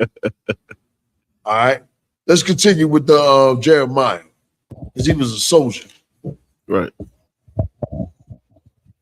And any brother in here got a question. Young man, if you got a question, go ahead. Come on with it. Good night, y'all. All questions is powerful. Like, so I do have a question. So, if you know what's going on right now, the famous rapper Lil Durk, he in court for his Lil Durk, rapper from Durk. Right. So he in court, and a lot of the Muslims was talking about, you know what I'm saying, one of the Muslims' father to one of the guys who was doing the shooting, right? And they asked him, do he feel, bad for the killings and stuff, unalivings and stuff like that? And he said in the Quran, it basically says, whatever the name of Allah, whatever happens, right? Yeah. You know what I'm saying? So if a person died, that was his time to go. Right. And then, we at work. So the guy started asking me questions about it, me being an Israelite. And then I brought out like certain scriptures to tell you. But to me, it's like they don't like for them, it's just they could just do it. because at the end of the day, it's his time to go because Allah said it. But for us, I was basically explaining like, yo, it's a choice. You know what I'm saying? We got a choice in the scriptures and stuff like that. Like, Right. you know what I'm saying? But do you got like because I went to, Give me Proverbs chapter 1 and 20. He's gonna get it, but continue the question. because I went to like scriptures like God create everything. So I guess in retrospect, right? God creates evil and good, and then I woke everything nothing new under the sun. And then I went to other scriptures, but at the same time, like the wages of sin is death. But them scriptures like that, but at the same time, it's like I wanted something like point blank. Period. I think I did go to Proverbs 1:21. That's where it's like that's where I would took him. I took him there. And you saying they saying, because it's basically like what they saying is if I unalive somebody, it was his time to go anyway. You know what I'm saying? It's not like, well, you can kind of say that, but really, Warren, give me this Psalms. You should have stayed on Psalms. Concert. And Hosea 4 and 6, but really coming down on 4 and 6. Somebody get this is how you really get it. And let me ask you this: Are they saying this Muslim? He's saying that was his son that got killed, right? Oh, his son was doing a lot of unaliving. His son was doing a lot of unaliving. And they asked him how he felt about the victims, and he like, yo, that's up to Allah. That whatever happens for real. No, go ahead. You know what's crazy with that, sir? And I'm laughing because I had a battle with a Muslim about that same thing, and he says Allah says whatever happens happens. So I was telling him, so why are you crying about Gaza? Why are you crying about Gaza if whatever happens happens? That should fall right in line with Allah's plans. Yeah, that ain't because you're a hypocrite. It's like that ain't, you know what I mean. No. If I could too, it shows you in the black community. Nah, what it is we destroy for lack of knowledge. Come on. I got that scripture if you want, sir. That's really why we destroy. We destroy because we're rebellious. We don't want to listen to the Most High. You know what I mean? Like that is. Like that's something like you really giving up. We don't give up in the UPK. You know what I mean? Like that is like, yo, whatever happens, happens. That's some shit, excuse my language. That's something I said in the world. You know what I mean? Like that is It is a bunch of other, I can't think of it, but Hosea is one and Psalms. Go ahead, give me. Hosea chapter 4, verse 6, sir. Yeah. My people are destroyed for lack of knowledge. Because thou hast rejected knowledge, I will also reject thee. Right. That thou shalt be no priest to me, seeing thou hast forgotten the law of thy God. Yeah, the Lord don't care about you. You don't care about the Most High. You want to go and commit sin. You know what I mean? What's the transgression of sin? Anybody? Yeah, death. But Psalms was the one, Proverbs was the one that you could have just stayed on. Go ahead and read that. Proverbs chapter 1, sir. One in I think it's 21. Do it start at 21? Started at 21. Proverbs 1:21. She crieth in the chief place of concourse, in the opening of the gates, in the city she uttereth her words, saying, how long, ye simple ones, will ye love simplicity? Right. And the scorners delight in their scorning. Right, and that really be the problem. Muslims, dudes that's in all these other Kemetic religions, Christians, all of them, they really scorn the Bible. They talk about the Bible as a fake book, fairy tale. It's a lot of contradictions. Polite, you remember, you know who Polite is, right? Oh, okay. Polite, what did he do with the Bible? He had either, he might have had an AR-15 or M16. He shot up the Bible. He did that like some years prior. All of a sudden, he locked up now. Damn near everybody that talks against the scriptures, they locked up, which tells us what? That the Most High is getting ready to move on the earth. All of what you've been saying, the Lord gonna back you up. You're gonna see all the justice when Christ comes. People that have talked mad crazy about one West and the Bible, you're gonna see them fall.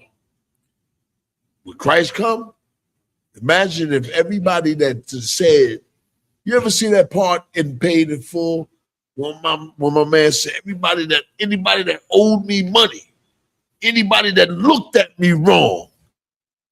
That's how God works. That's how Christ gonna work. That's why his garment is all bloody. They tell you that Christ is loving everybody, but Christ coming back. And he even said that, I think it's in Revelations 2:5. Those that pierced him, that he gonna pay them back. I'm paraphrasing the scripture. I can't remember, it was 2:5. This is in Revelations. You remember that scripture where it's at? Where he says he gonna revenge them that pierced his side. Like Christ is always talking about getting some get back. Christ is just like you. Like, can you imagine if you're a righteous brother and everybody disrespects you? You ain't gonna want no get back. Christ is just like any brother else, except he's the special person that came from earth, that was on earth. But he wanted get back. He let you know that he had the same physical body as you. He had the same lust as you. He fought it. That's what made him so great. Like if he had special power to control his lust and his wants, that's why he said, nah, let thy will be done, because he wanted to live. He had the same wants that you had. So Christ, he wants some get back. Everybody be thinking wanting some get back and some revenge is wrong. That comes from your slave master, because he don't want you to get back at him. White people have been fearing that we was going to get back at them. Did you ever find that scripture where he says, pierced him? Anybody? You got it? Go ahead. Oh, whoever got it. I don't know the one you want. Zechariah 12 and 10. Zechariah 1 and 10. There's another one in Revelations. Go ahead and read that. That might be go ahead. Come on, Khan, sir. The book of Zechariah, chapter 12 and verse 10. And I will pour upon the house of David and upon the inhabitants of Jerusalem the spirit of grace and supplications, and they shall look upon me whom they have pierced, and they shall mourn for him, and one mourneth for his only son, and shall be in bitterness for him, as one that is in bitterness for his firstborn. That's us seeking the Lord right now. That's a good scripture. I got it, sir. But that's us begging the Most High. That's who that is. That's us mourning, and we want this end to happen. Matter of fact, go ahead and whoever have it, go ahead and read it. The book of Revelations. Revelation chapter 1, verse 7. Behold, he cometh with clouds, and every eye shall see him, and they also which pierced him, right. And all go ahead. And all kindreds of the earth shall wail because of him. Right. He gonna pay him back. The Lord is gonna pay him back. Every word that somebody done said about the Bible, about Christ, about the Most High, they're not gonna go unpunished. You're going to see it done in front of your eyes and when Christ comes. Like you're going to start to see like Dr. York. You know, he came out with a book called 360 questions to ask a Hebrew. Where he at? His old ass in prison. And he say he from the planet Ritz. Like how in the hell would you follow someone? Like let's say for instance, we out there hanging out, right? And some brother come up to you, Shapar, and say, yo, I'm from the planet Risk. All I want to ask you, what would you say to the brother? He said, yo, man, I'm from the planet Risk, man. I got this stardust. Like, how the hell do you follow somebody like that? We pound it out. Go ahead. Like that, we growing up in the Christian church and their interpretation of the Bible, they can choose anything else with the Bible. That's a good answer. That's a good answer. Definitely go with that. But me being a street nigga, excuse my language, you ain't coming to me telling me you from another planet. Logically, I'm saying, yo, nigga, man, come on, man, cut that out. Yo, forgive me for saying street. You not coming at me with that. I'll be like, yo, good night, y'all, man. My man is from the planet Risk. You're gonna more likely you're gonna disrespect me. I don't even know how they existed. Like a bunch of them was completely dumb, but like you said, they'll accept anything as long as it ain't of the Bible, because the same dude that's telling him he's from planet Risk is the same dude that's telling them that the Bible is the white man book. The Bible has a lot of contradictions. And every time I battled one of them, I destroyed them. Like, for example, they talk about who tempted Satan. Who tempted David? That's one of their questions. And I had to tell them. I said, for one, there's different scribes at different times. The Book of Kings was a set of scribes. The Book of Chronicles was another different set of, during a different time period. Like me and you could talk about the same thing that happened, and me and you will talk about it differently, right or wrong. If we talk about something in Baltimore, like I can talk about the riots in Baltimore, can we not both talk about it differently? The same thing with Mark, Luke, and John. Those are different writers. Like right now, if the roof caved in and the fire department took our statements, all of them will be different. I remember being in class, and you ever did this in class where they say something to one person? You remember that, right? By the time they ask the last person, it's totally different. It's messed up. But it ain't the case with the Bible. They were more accurate. But that's just an example of it. That you may see it and write it. It's the same thing, but you may word it a little differently. But did the event happen? Yes. The same event happened. It might be worded a little different, you know?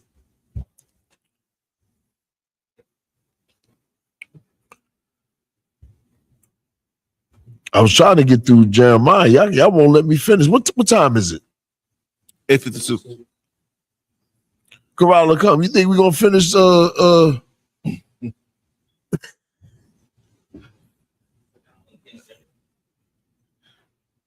Yeah, I wanted to get through Jeremiah, man. Let's run through Jeremiah.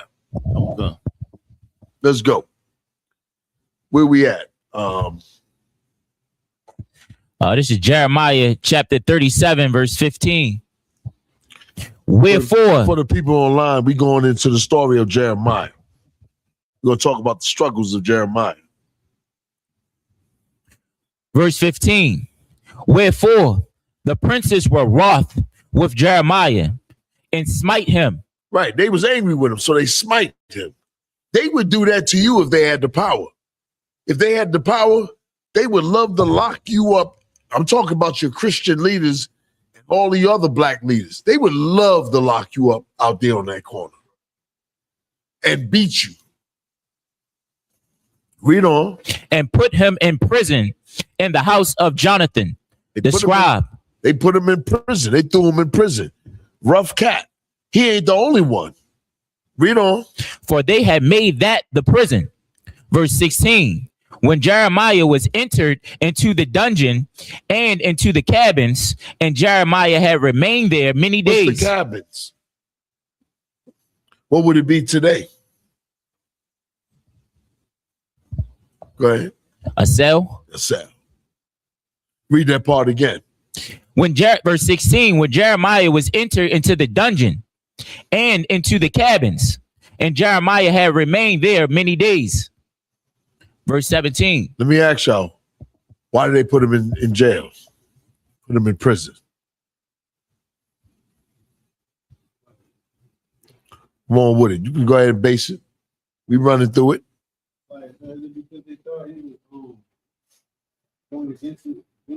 Give him the mic.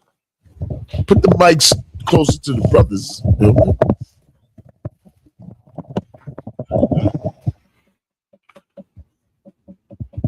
You gonna read it first, huh?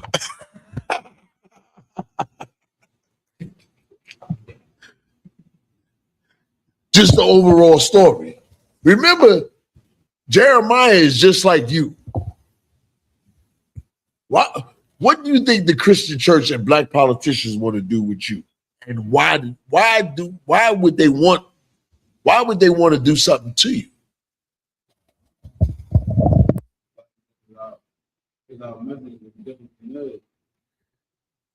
Give it more. Give me more. And it's definitely correct. Go ahead. Yeah, General, because we messing that money up. That's definitely correct. Come on.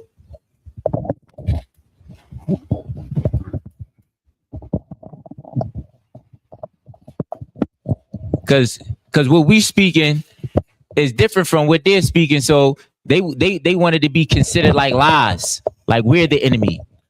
Like we're destroying, you know what I mean, the people. Like we're telling them lies. That's what the prophets did.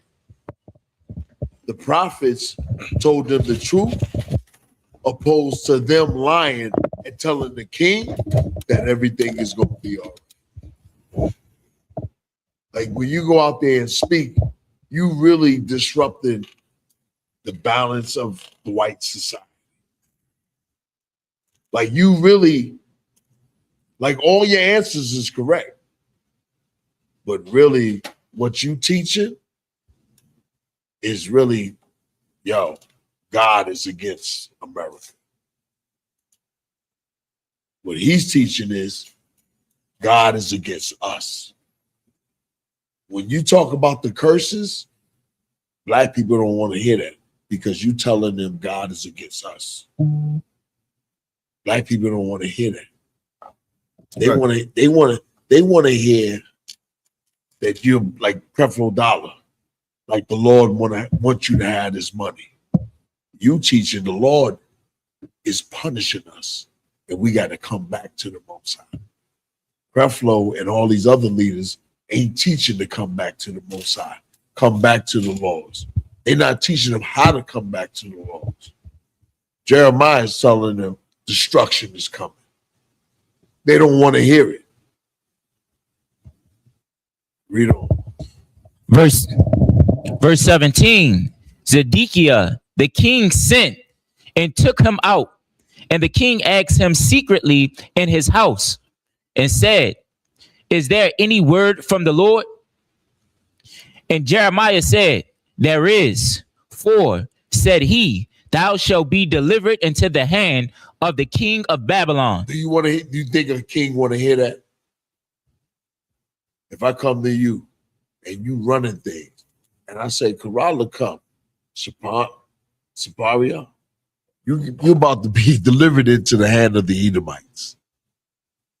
You don't want to hear that. It's bad news. Right or wrong? Come on. Y'all know how it is. Imagine you get that letter that says the state of Maryland, city of Baltimore, district court or superior court. You don't want to see that letter. Right or wrong?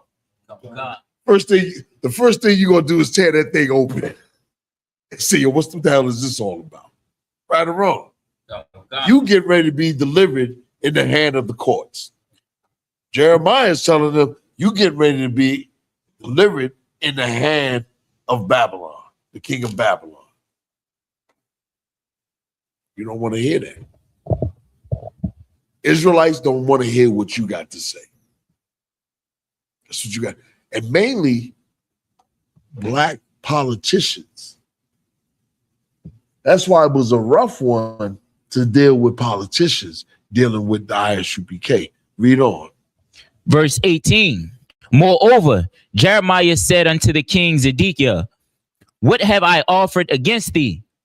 Salakia, what have I offended against thee, or against thy servant, or against this people, that ye have put me in prison? They locked him up for it. Just teach him what? The word of the Most High, and giving him the prophecy. Read on. Verse 19. Where are now your prophets, which have prophesied unto you, saying, the king of Babylon shall not come against you? Right. He's saying, where are your prophets now that's telling you that the king of Babylon shall not come unto you? Read on. Nor against this land. Verse 20. Therefore, hear now, I pray thee, O my lord, the king, let my supplication, I pray thee, be accepted before thee, that thou cause me not to return to the house of Jonathan the scribe, lest I die there. Right. You see that? I think we skipped a few. Yeah, y'all skipped the most important part. And let me see what verse you in. I'm at verse about to hit.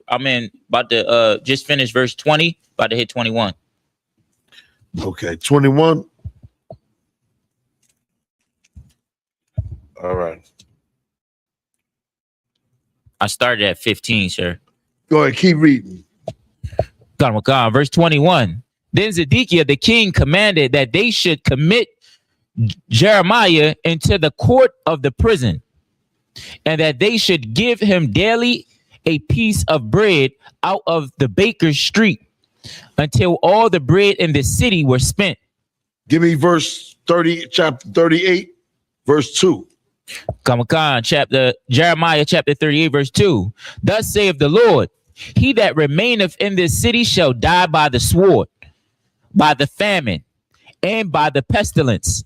Ain't that what you do? He prophesied. He's telling them, yo, if you fight against this is how you gonna die. Read on. But he that goeth forth to the Chaldeans shall live. Saying what? He going forth. Read on. For he shall have his life for a prey, and shall live. Read that part again. Come on. But he that goeth forth to the Chaldeans shall live, for he shall have his life for a prey. What is he saying? Anybody online? Let's see if anybody online. Read it one more time for him. Come on. This is Jeremiah talking, and he's telling the people and the king. Read. But the whole verse? Yeah, that whole verse. Come on. Verse 2. Thus saith the Lord, he that remaineth in this city shall die by the sword. What city? Talking about Jerusalem. Go ahead. Yeah, go back. Read on. By the famine and by the pestilence. But he that goeth forth to the Chaldeans shall live, for he shall have his life for a prey and shall live. What does he say? What is Jeremiah telling the people?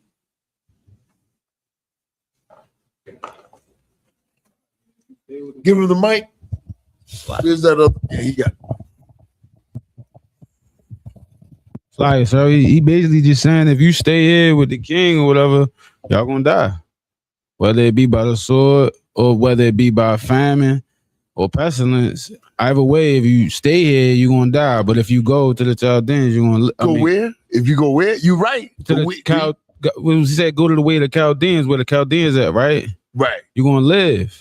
What the Chaldeans want to do to them? I thought they wanted to fight them. Wasn't they? They want to enemy? put them in captivity. Yeah, come. That's what he's saying. That's what Jeremiah's saying. He's saying if you stay here and try to fight, you're gonna be slain.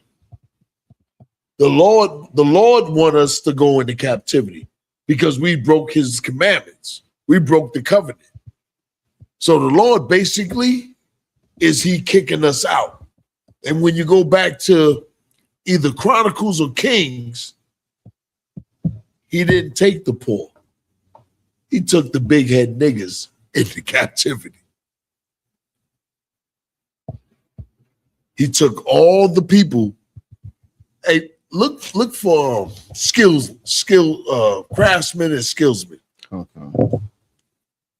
I want him to keep on reading. Ain't that ironic? Can you imagine if Jay-Z, Creflo Dollar, T.D. Jakes, you know what I mean? Who else? Beyonce, Jay-Z. Can you imagine if the Lord come here and take all the big head celebrities and put them in captivity and leave us here? Think about it. Why would the Lord do that?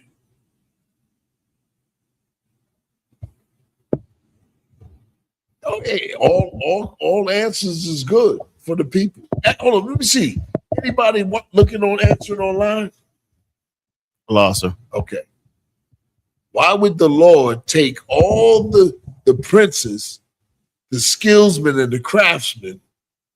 You got what I'm looking for, where he says he takes them? Come on, sir. Go ahead and read it. The book I'm gonna let y'all read it just to give you the proof that goes along with this. The book of 2 Kings 24, verse 14. He carried away all Jerusalem and all the princes and all the mighty men of valor, even 10,000 captives. And imagine the Lord taking all your football players, all your boxers, those are your men of valor, all your Black Navy SEALs, your airborne ranger. Go ahead. And all the craftsmen. And all the craftsmen, your engineering. Go ahead. And smiths. And your smiths.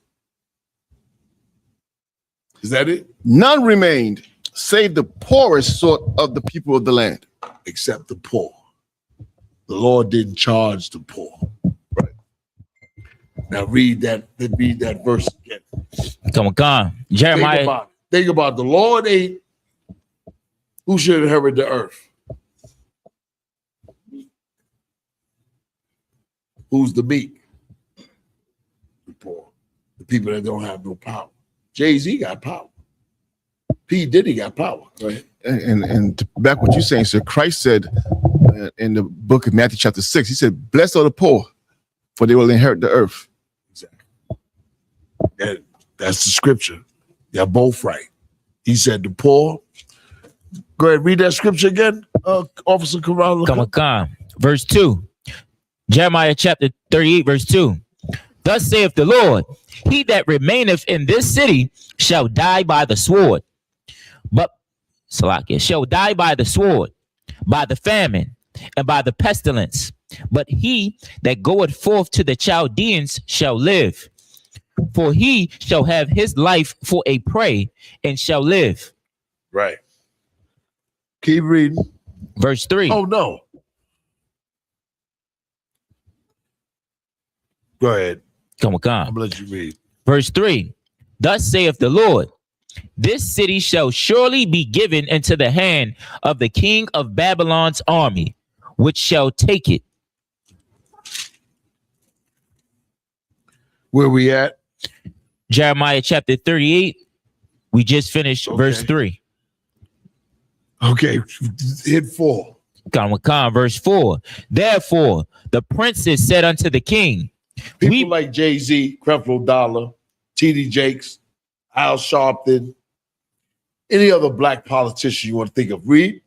we beseech thee, let this man be put to death. They want to kill him for that. He's telling them, if you buck against the Most High, you're going to die. If you go ahead and follow the Most High, you're going to live. They got pissed because they amped up and they think the Lord is with them. So they mad at Jeremiah and they telling the king, yo, let's put his ass to death. Slocky. Go ahead. For thus he weaketh the hands of the men of war. Right. He's saying, yo, this dude here, you keep listening to him, he's weakening our warriors. They're not going to want to fight because they listen to what he's saying, and he's telling us to go ahead and go ahead and go into captivity. Go ahead and do that time. The Lord gave us time. That's what he did. He gave us a punishment. Read on. He weaketh the hands of the men of war that remaineth in this city, and in the hands of all the people, in speaking such words unto them. For this man seeketh not the welfare of this people, but the hurt. Right. And that's what your black leaders say. Man, y'all keep dividing with that racism. Ain't that what they say out there in camp? Y'all racist.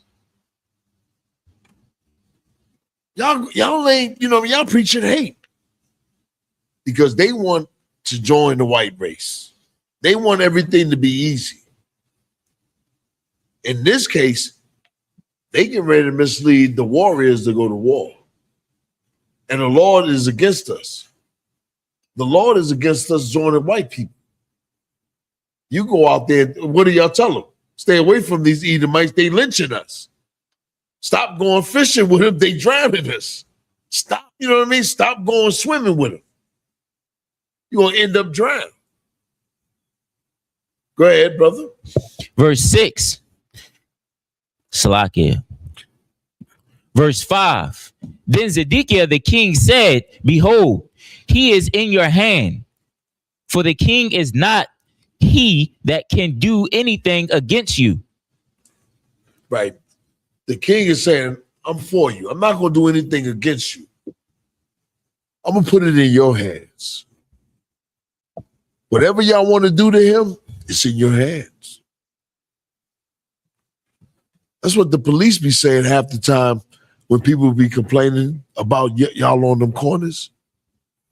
Well, it's in your hands. They out there doing that. It's in your hands. Whatever you want. Y'all think I'm lying.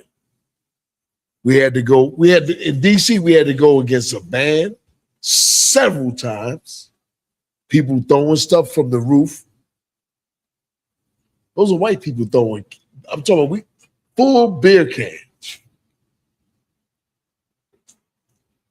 The leadership want the poor to destroy y'all when y'all out there naked. White people want you to punch them in the face so they can get rid of the whole camp. So all of y'all can be charged with a hate crime. In this case, the king is saying it's in your hands. Read on. Verse 6. Then took they Jeremiah and cast him into the dungeon of Malachi, the son of Hamalek, that was in the court of the prison. And they let down Jeremiah with cords. Now, hold up. I want y'all to all think about this. Read. And in the dungeon, there was no water, but mere. So Jeremiah sunk in the mere. Explain that. One of you brothers in here, explain exactly that. Go ahead and start over and read it. Come on. Verse 6. Before y'all even look down at your phones, Listen to what he's saying God. about that. Comprehend what he's saying. Imagine you're Jeremiah. And Creflo Dollar is in charge. Read. Then took they Jeremiah and cast. They snatch a warrior up. They snatch Saparia up. They snatch Ganaya Allah. They snatch you up, Bakar. You by yourself. They snatch you up. You've been out there prophesying. So they snatch you up. They put you in a headlock. Let me stop this with you. Go ahead, read. And cast him into the dungeon of Malachi. They took you in a dungeon. What do a dungeon look like, a warrior? A prison. Ancient days. Okay. Ancient days. Not today's prison. Right. A dungeon. We don't even have dungeons. Right. It's a place of torment, sir. Describe it. Tell me a place of torment. Khan, dark. I can live with a woman and it's a place of torment. Okay. It'd be dark, brick, uncomfortable, chains. I mean, okay. Read on. The son of Hamelech, that was in the court of the prison, and let down Jeremiah with cords. With what? With cords. Imagine they snatch you up. And now you in a prison, but in a dungeon. You don't go to no cell. Don't you already read it? Don't don't give it to him. With what? With cords. They letting you down somewhere where it ain't no cells. Right. Read on. And in the dungeon there was no water. There's no water. But mere. Something like a well. But what is mere? Read. Come on. But mere. So Jeremiah sunk in the mere. Can you get, if you sunk in the mere, can you get some sleep? What happens to you if you in a mirror? Let's say I'm not even gonna say up to your neck. Let's say the mirror is waist high. You think you can sleep? Lie, sir. This is what prophets suffered for the word of the Most High. You got to be a bad brother to go through something like that. Read on. This is verse 7. Now, when Abid Melech, the Ethiopian, one of the now this is a heathen. A heathen. Look and see this brother down in there. Read. Salagi, I don't know this word, is eunuchs. Eunuch? A eunuch. Eunuch, Salagi. One of the eunuchs. You know what a eunuch is? Come. Okay, go ahead. One of the eunuchs, which was in I got a eunuch program, right? for all you young brothers, I got a eunuch program. I'm gonna send y'all the card and Kazakh. So just give me a call if you want to get down with the eunuch program for about a year or so. I can get plenty of work out of y'all. Oh God. Help you stay focused. Go ahead. What verse you in? I'm in verse 7, sir. Okay, go ahead. Now, when Abid Melech, the Ethiopian, one of the eunuchs, which was in the king's house, heard that they had put Jeremiah in the dungeon, the king then sitting in the gates of Benjamin. Verse 8, Abid Melech went forth out of the king's house and spake to the king, saying, verse 9, my lord the king, these men have done evil in all. Now this is a heathen, and he running to the king and saying, yo, man. Go ahead. Verse 9, my lord the king, these men have done evil in all that they have done to Jeremiah the prophet, whom they have cast into the dungeon. And he is like to die for hunger in the place where he is. Right. This is a heathen. Heathen saw yo, this is messed up. This man only spoke the word of his God. He about to die. Read on. For there is no more bread in the city. And he figured he gonna starve. Skip down to 13. Come, verse 13. So they drew up Jeremiah with cords and took him up out of the dungeon.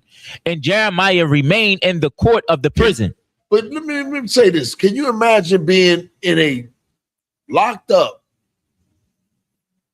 lowered down into a pit, and you in mud? How are you supposed to sleep? I'm just asking.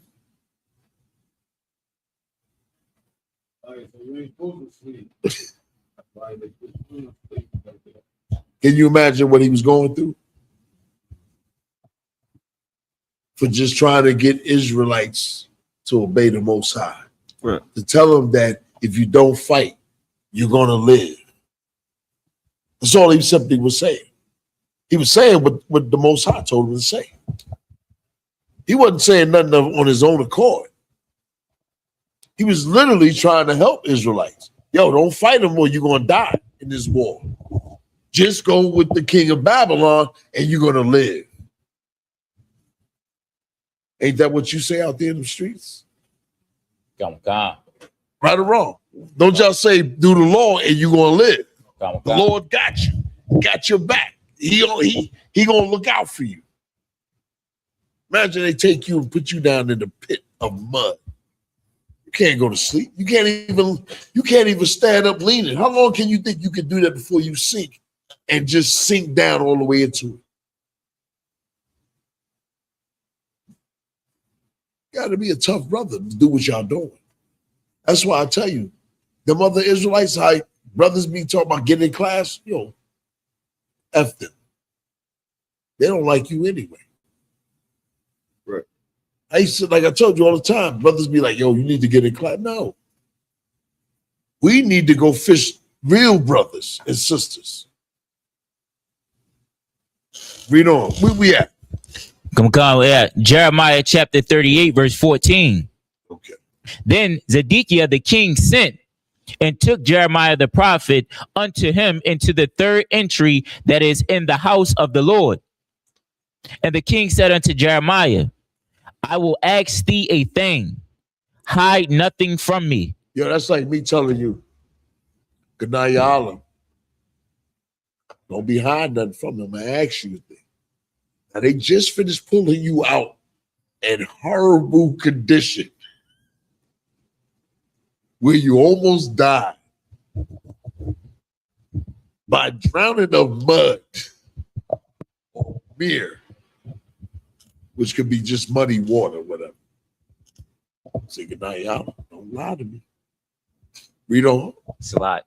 Don't go more. No, it's like they handling it like they the mob. Yeah. Like, yo, listen, look. That's how you got to read the Bible. This what you know what I mean? This what you gonna do. Yeah. And don't play with me. Don't play with me.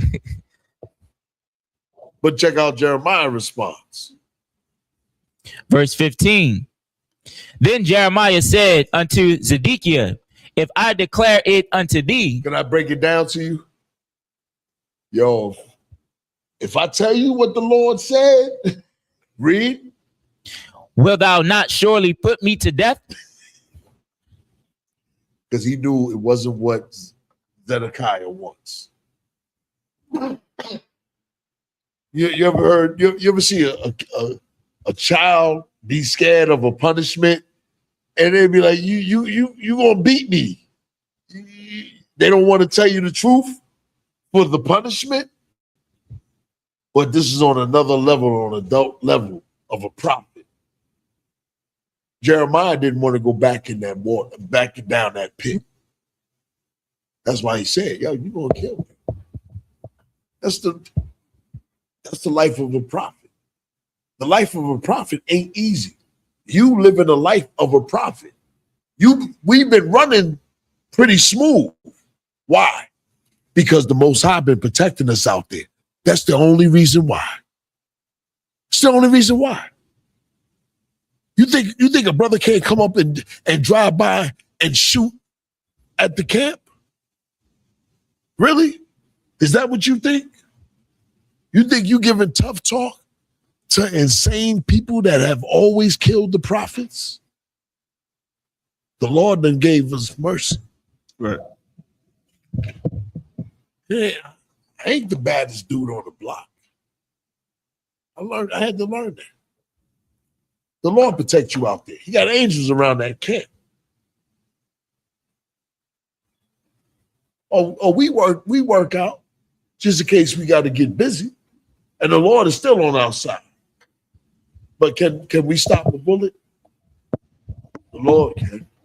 The Lord can stop a man that want to do something to the camp before he even get near the camp. Real, I'm just telling you real talk.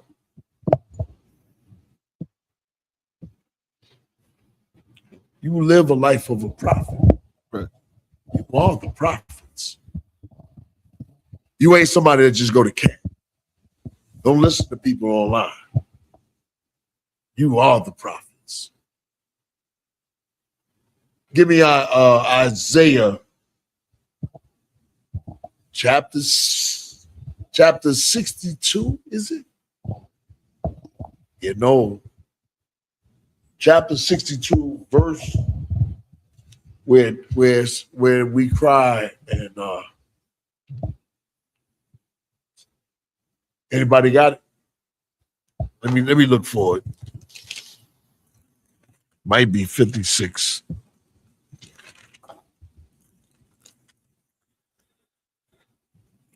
Some of these I used to know off the break.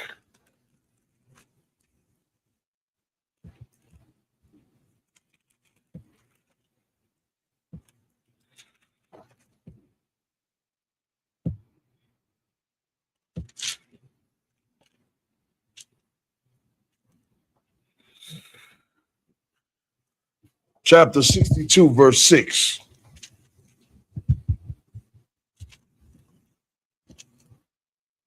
The book of Isaiah 62, verse 6. I have set watchmen upon thy walls, O Jerusalem. That's who he said. When you go out there every week, the Lord chose you. You ain't stumble across the truth. You in here for a reason. The Lord is calling you to do this work. You go out, the Lord set you as a watchman. Right or wrong? You try to deal, I didn't send you on a mission to try to stop this sister from committing suicide. Right or wrong? You're a watchman. This is real. Right or wrong? This This is what you're doing. This is the job. Don't listen to nobody else but the UPK. It's your job. The greatest job in the world. Read on. Which shall never hold their peace. Ain't that what you do when you're out there on them corners? You don't give a damn what they say. You ain't holding your peace. Right or wrong? We stand 10 toes down for the children of Israel and for the Most High and for the Word and for the ISUPK. Right or wrong? You give up your weekends. Right or wrong? You could be home, right or wrong? You could be home doing whatever with your children and your woman. Don't listen to somebody online or out in the street against you. Let them know, yo, nigga, I'm One West. What is you talking about? We've been out here since 1969. There's no other group that been out here longer than us. And listen, y'all still doing the same. Y'all today is still doing the same thing that we did. That the same thing that General Yohana taught us to do, that he was taught to do. Same thing. Take pride in your work, and y'all do it well, and keep doing it well. And y'all been devoted to this truth. Y'all been devoted to the Most High. That's what devout means. You devoted. You know what I mean? Like we don't, talk this talk. We live it. You go out on a Saturday and these other Hebrew Israelites that you be telling to come to our class, which will never come to our class, who hate our doctrine, who hate you, who hate the ISUPK, and you think that the same as you? They beneath you. They Christians. They just Christians that know their identity. And as long as you got that in your head, like I seen a brother run around and he asked me where my fringes at. And guess where his fringes was? Come on, y'all know. Yeah, all y'all know his t-shirt. And guess what he was doing? I give him $2. And I told him, I said, yo, you kind of embarrassing the Hebrew Israelites. You run around here asking for money.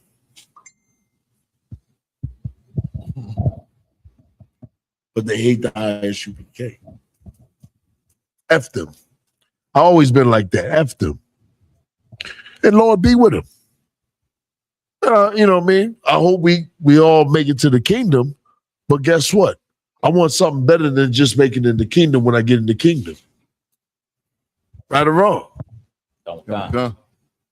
The Lord gonna let other people come into the kingdom. You know what I mean? Like people that ain't calling themselves Hebrew Israelite, but somebody that done looked out for you. You know, that's in the scriptures. You know what I mean?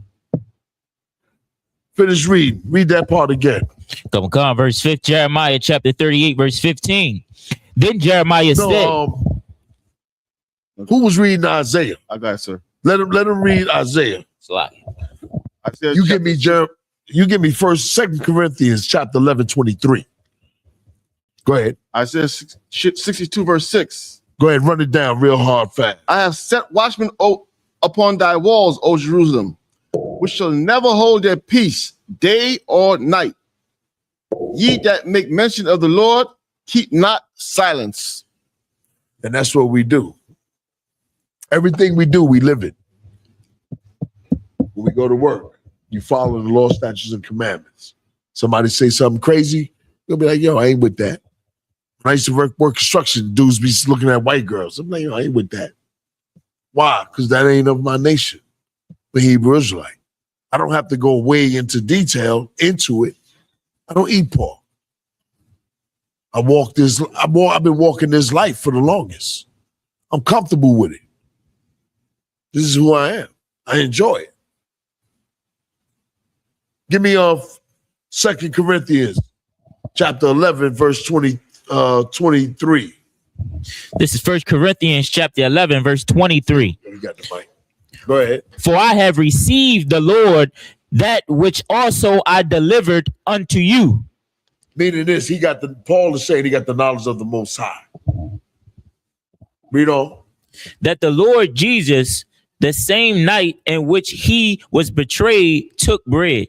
Is this 2 Corinthians? So like it is 1 Corinthians. Yeah. I do.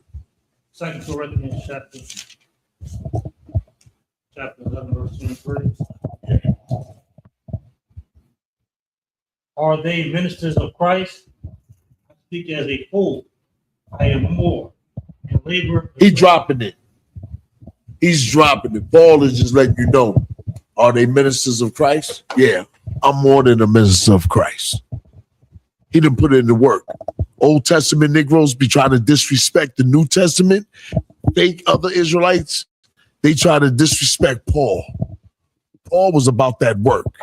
I'm going to just put it in layman terms of today. Paul was up about that work. Read. And labor is more abundant. Give him the mic so the people can hear. And labor is more abundant. Right. Paul said, I labor more abundantly. Paul was going to the Greek Isles. Paul was raising up schools. This is what Paul was doing. He was out there teaching. He didn't stay in Jerusalem. He was running around all through where all the lost tribes was, building up schools. That's a bad brother. Building up schools. Y'all know how hard it is to draw people in, right or wrong. Read. And stripes above measure. And stripes above measure. You know what that means? Young brother, read that part again. And stripes above measure. Anybody know what that means? Accolade. Nah, not you. You already know.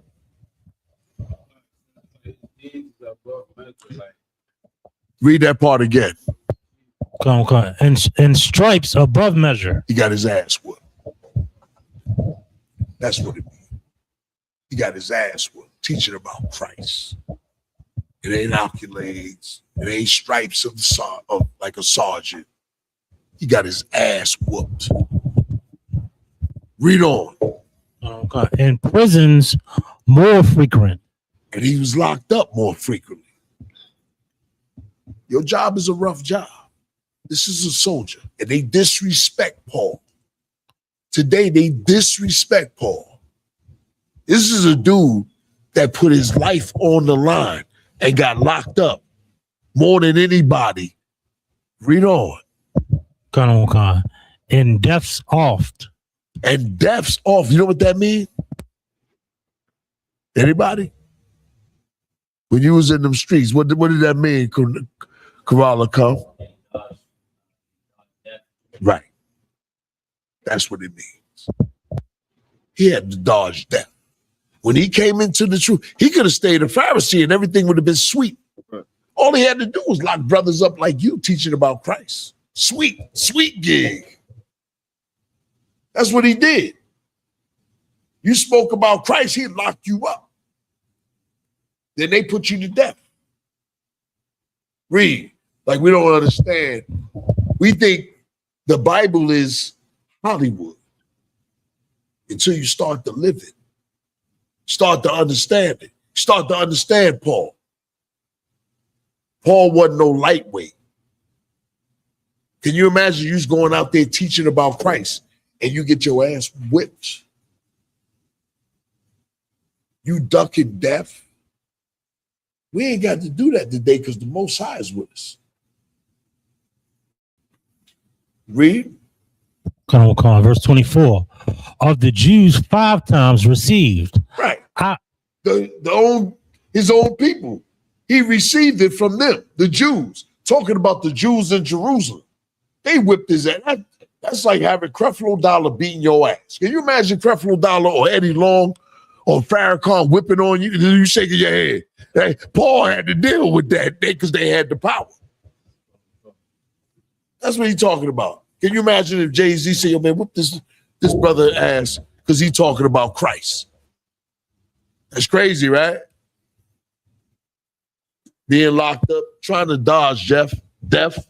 Brothers be talking about keep their head on a swivel. It wasn't none of that. He had to dodge death for real.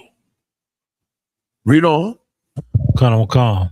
Of the Jews 5 times received, 40 stripes, save 1. 5 times, 40 stripes. That damn near kill a slave. If you know anything about the slave history in America. That's a rough, like he was, read on. Paul, let me tell you something. What they say is Paul looked rough when he was done with all that. I'm talking, he looked like, you ever see a brother that had a rough life? He got a cut here, stitches here, a scar around his neck. You ever see any? I done seen plenty of brothers like that. I don't know where y'all been at. I just seen brothers with all kinds of scars. One eye, somebody done stabbed him in his eye, been shot. Go ahead, read that again. Come. This is the last scripture. I'm gonna let y'all go after. Verse 25. Go to 25 or yeah, where you at? Just continue with wherever you was at. Come. Verse 25. Thrice was I beaten with rods. Can you imagine getting beat with rods? Not a whip. Imagine if I beat you with a wooden stick. How many times? Thrice. 3 times. Thrice was I beaten with rods. Read on. Once was I stoned. Can you imagine you getting stoned? How many of y'all can dodge a whole bunch of like you think about it? You know what I mean? Like imagine 10 people trying to stone you. Like he got hit. Read on. Come. Thrice I suffered shipwreck. Can you imagine being shipwrecked? Now, that's something different. That's something totally different. Read on. A night and a day I have been in the deep. Do you understand, young brother? You know what he's saying? Being shipwrecked and you in the water. You floating on a piece of wood just to go speak Christ's name, just to go teach about Christ. He in the deep. That's why he say in the deep. He in deep waters. Ain't nothing to put your feet on. That's something different. That's something. You think having a flat tire going to class is something big. That ain't nothing. That ain't nothing. That's something light. Read on. Verse 26. And journeyings often and pearls and pearls of water. You hear that? Pearls of war? What is that? Of waters. Read it again. And pearls of waters and pearls of robbers. And robbers getting robbed. You getting stuck up. Like today, you said nigga stuck me up. Paul, as he journeyed, he got to deal with all kind of pearls. Somebody robbing him up. You know, somebody robbing him. That's crazy. And you know he ain't working no job, but they still stick you up. Read on. And pearls by my own countrymen. And pearls by my own countrymen. Meaning the heathens was robbing him, probably more likely the Arabs. And Jake. Read. And pearls by the heathen. And pearls by the heathen. Go ahead. And pearls in the city. And pearls in the wilderness. And pearls in the sea. And pearls amongst false brethren. 27. And weariness and painfulness.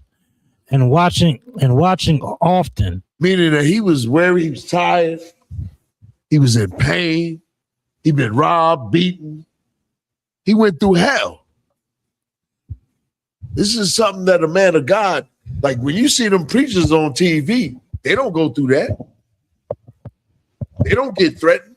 Y'all get threatened at camp, right or wrong. Constantly, every week. Read. Come. And hunger and thirst, Shalaki. And weariness and painfulness and watching often. Right. And you watching just in case somebody won't snuff you out. Like imagine you're not in Baltimore. You in Chicago. You got to go teach. You don't know nobody. You finally meet a brother. You can't trust him. Right or wrong? I don't know. You're not trusting him. You might go with him, but now you got to watch. You can't get no sleep.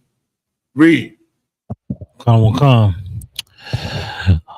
And hunger and thirst, and fasting often, and cold and nakedness. 28. That's crazy. You could be underdressed. Somebody might rob you for your clothes.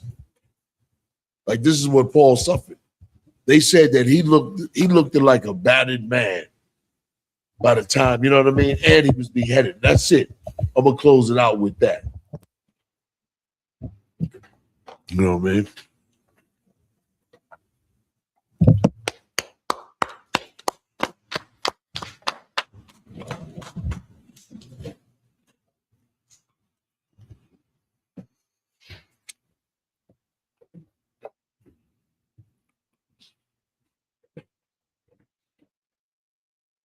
Pass the class over to Bakar.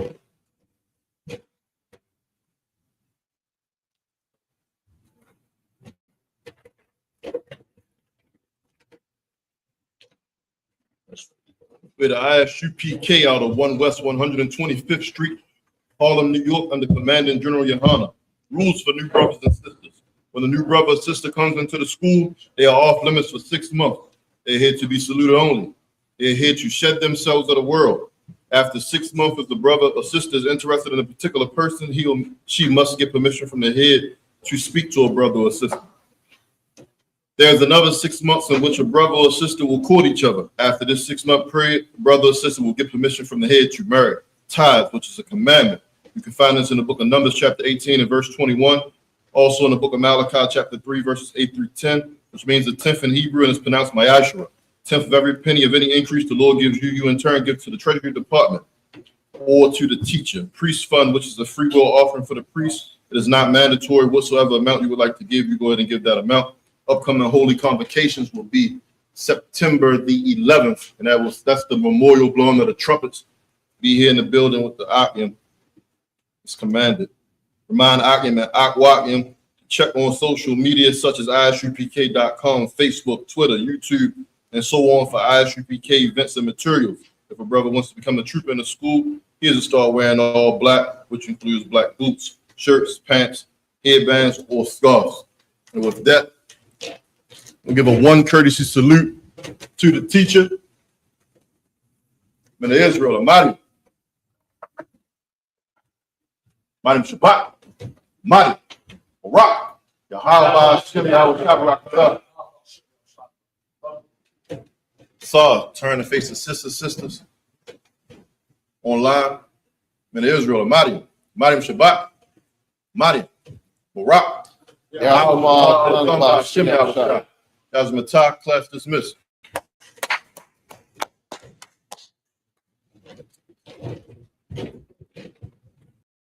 Hey, listen, brothers and sisters, man, if you like what you hear, hit the subscribe button, man. Subscribe to this channel. And also, please go to isupk.com and pay your tithe. Drop me some cash so we can move around this planet like we need to, man, and do the things we need to do. They're one West. They're one West. They're one West. They're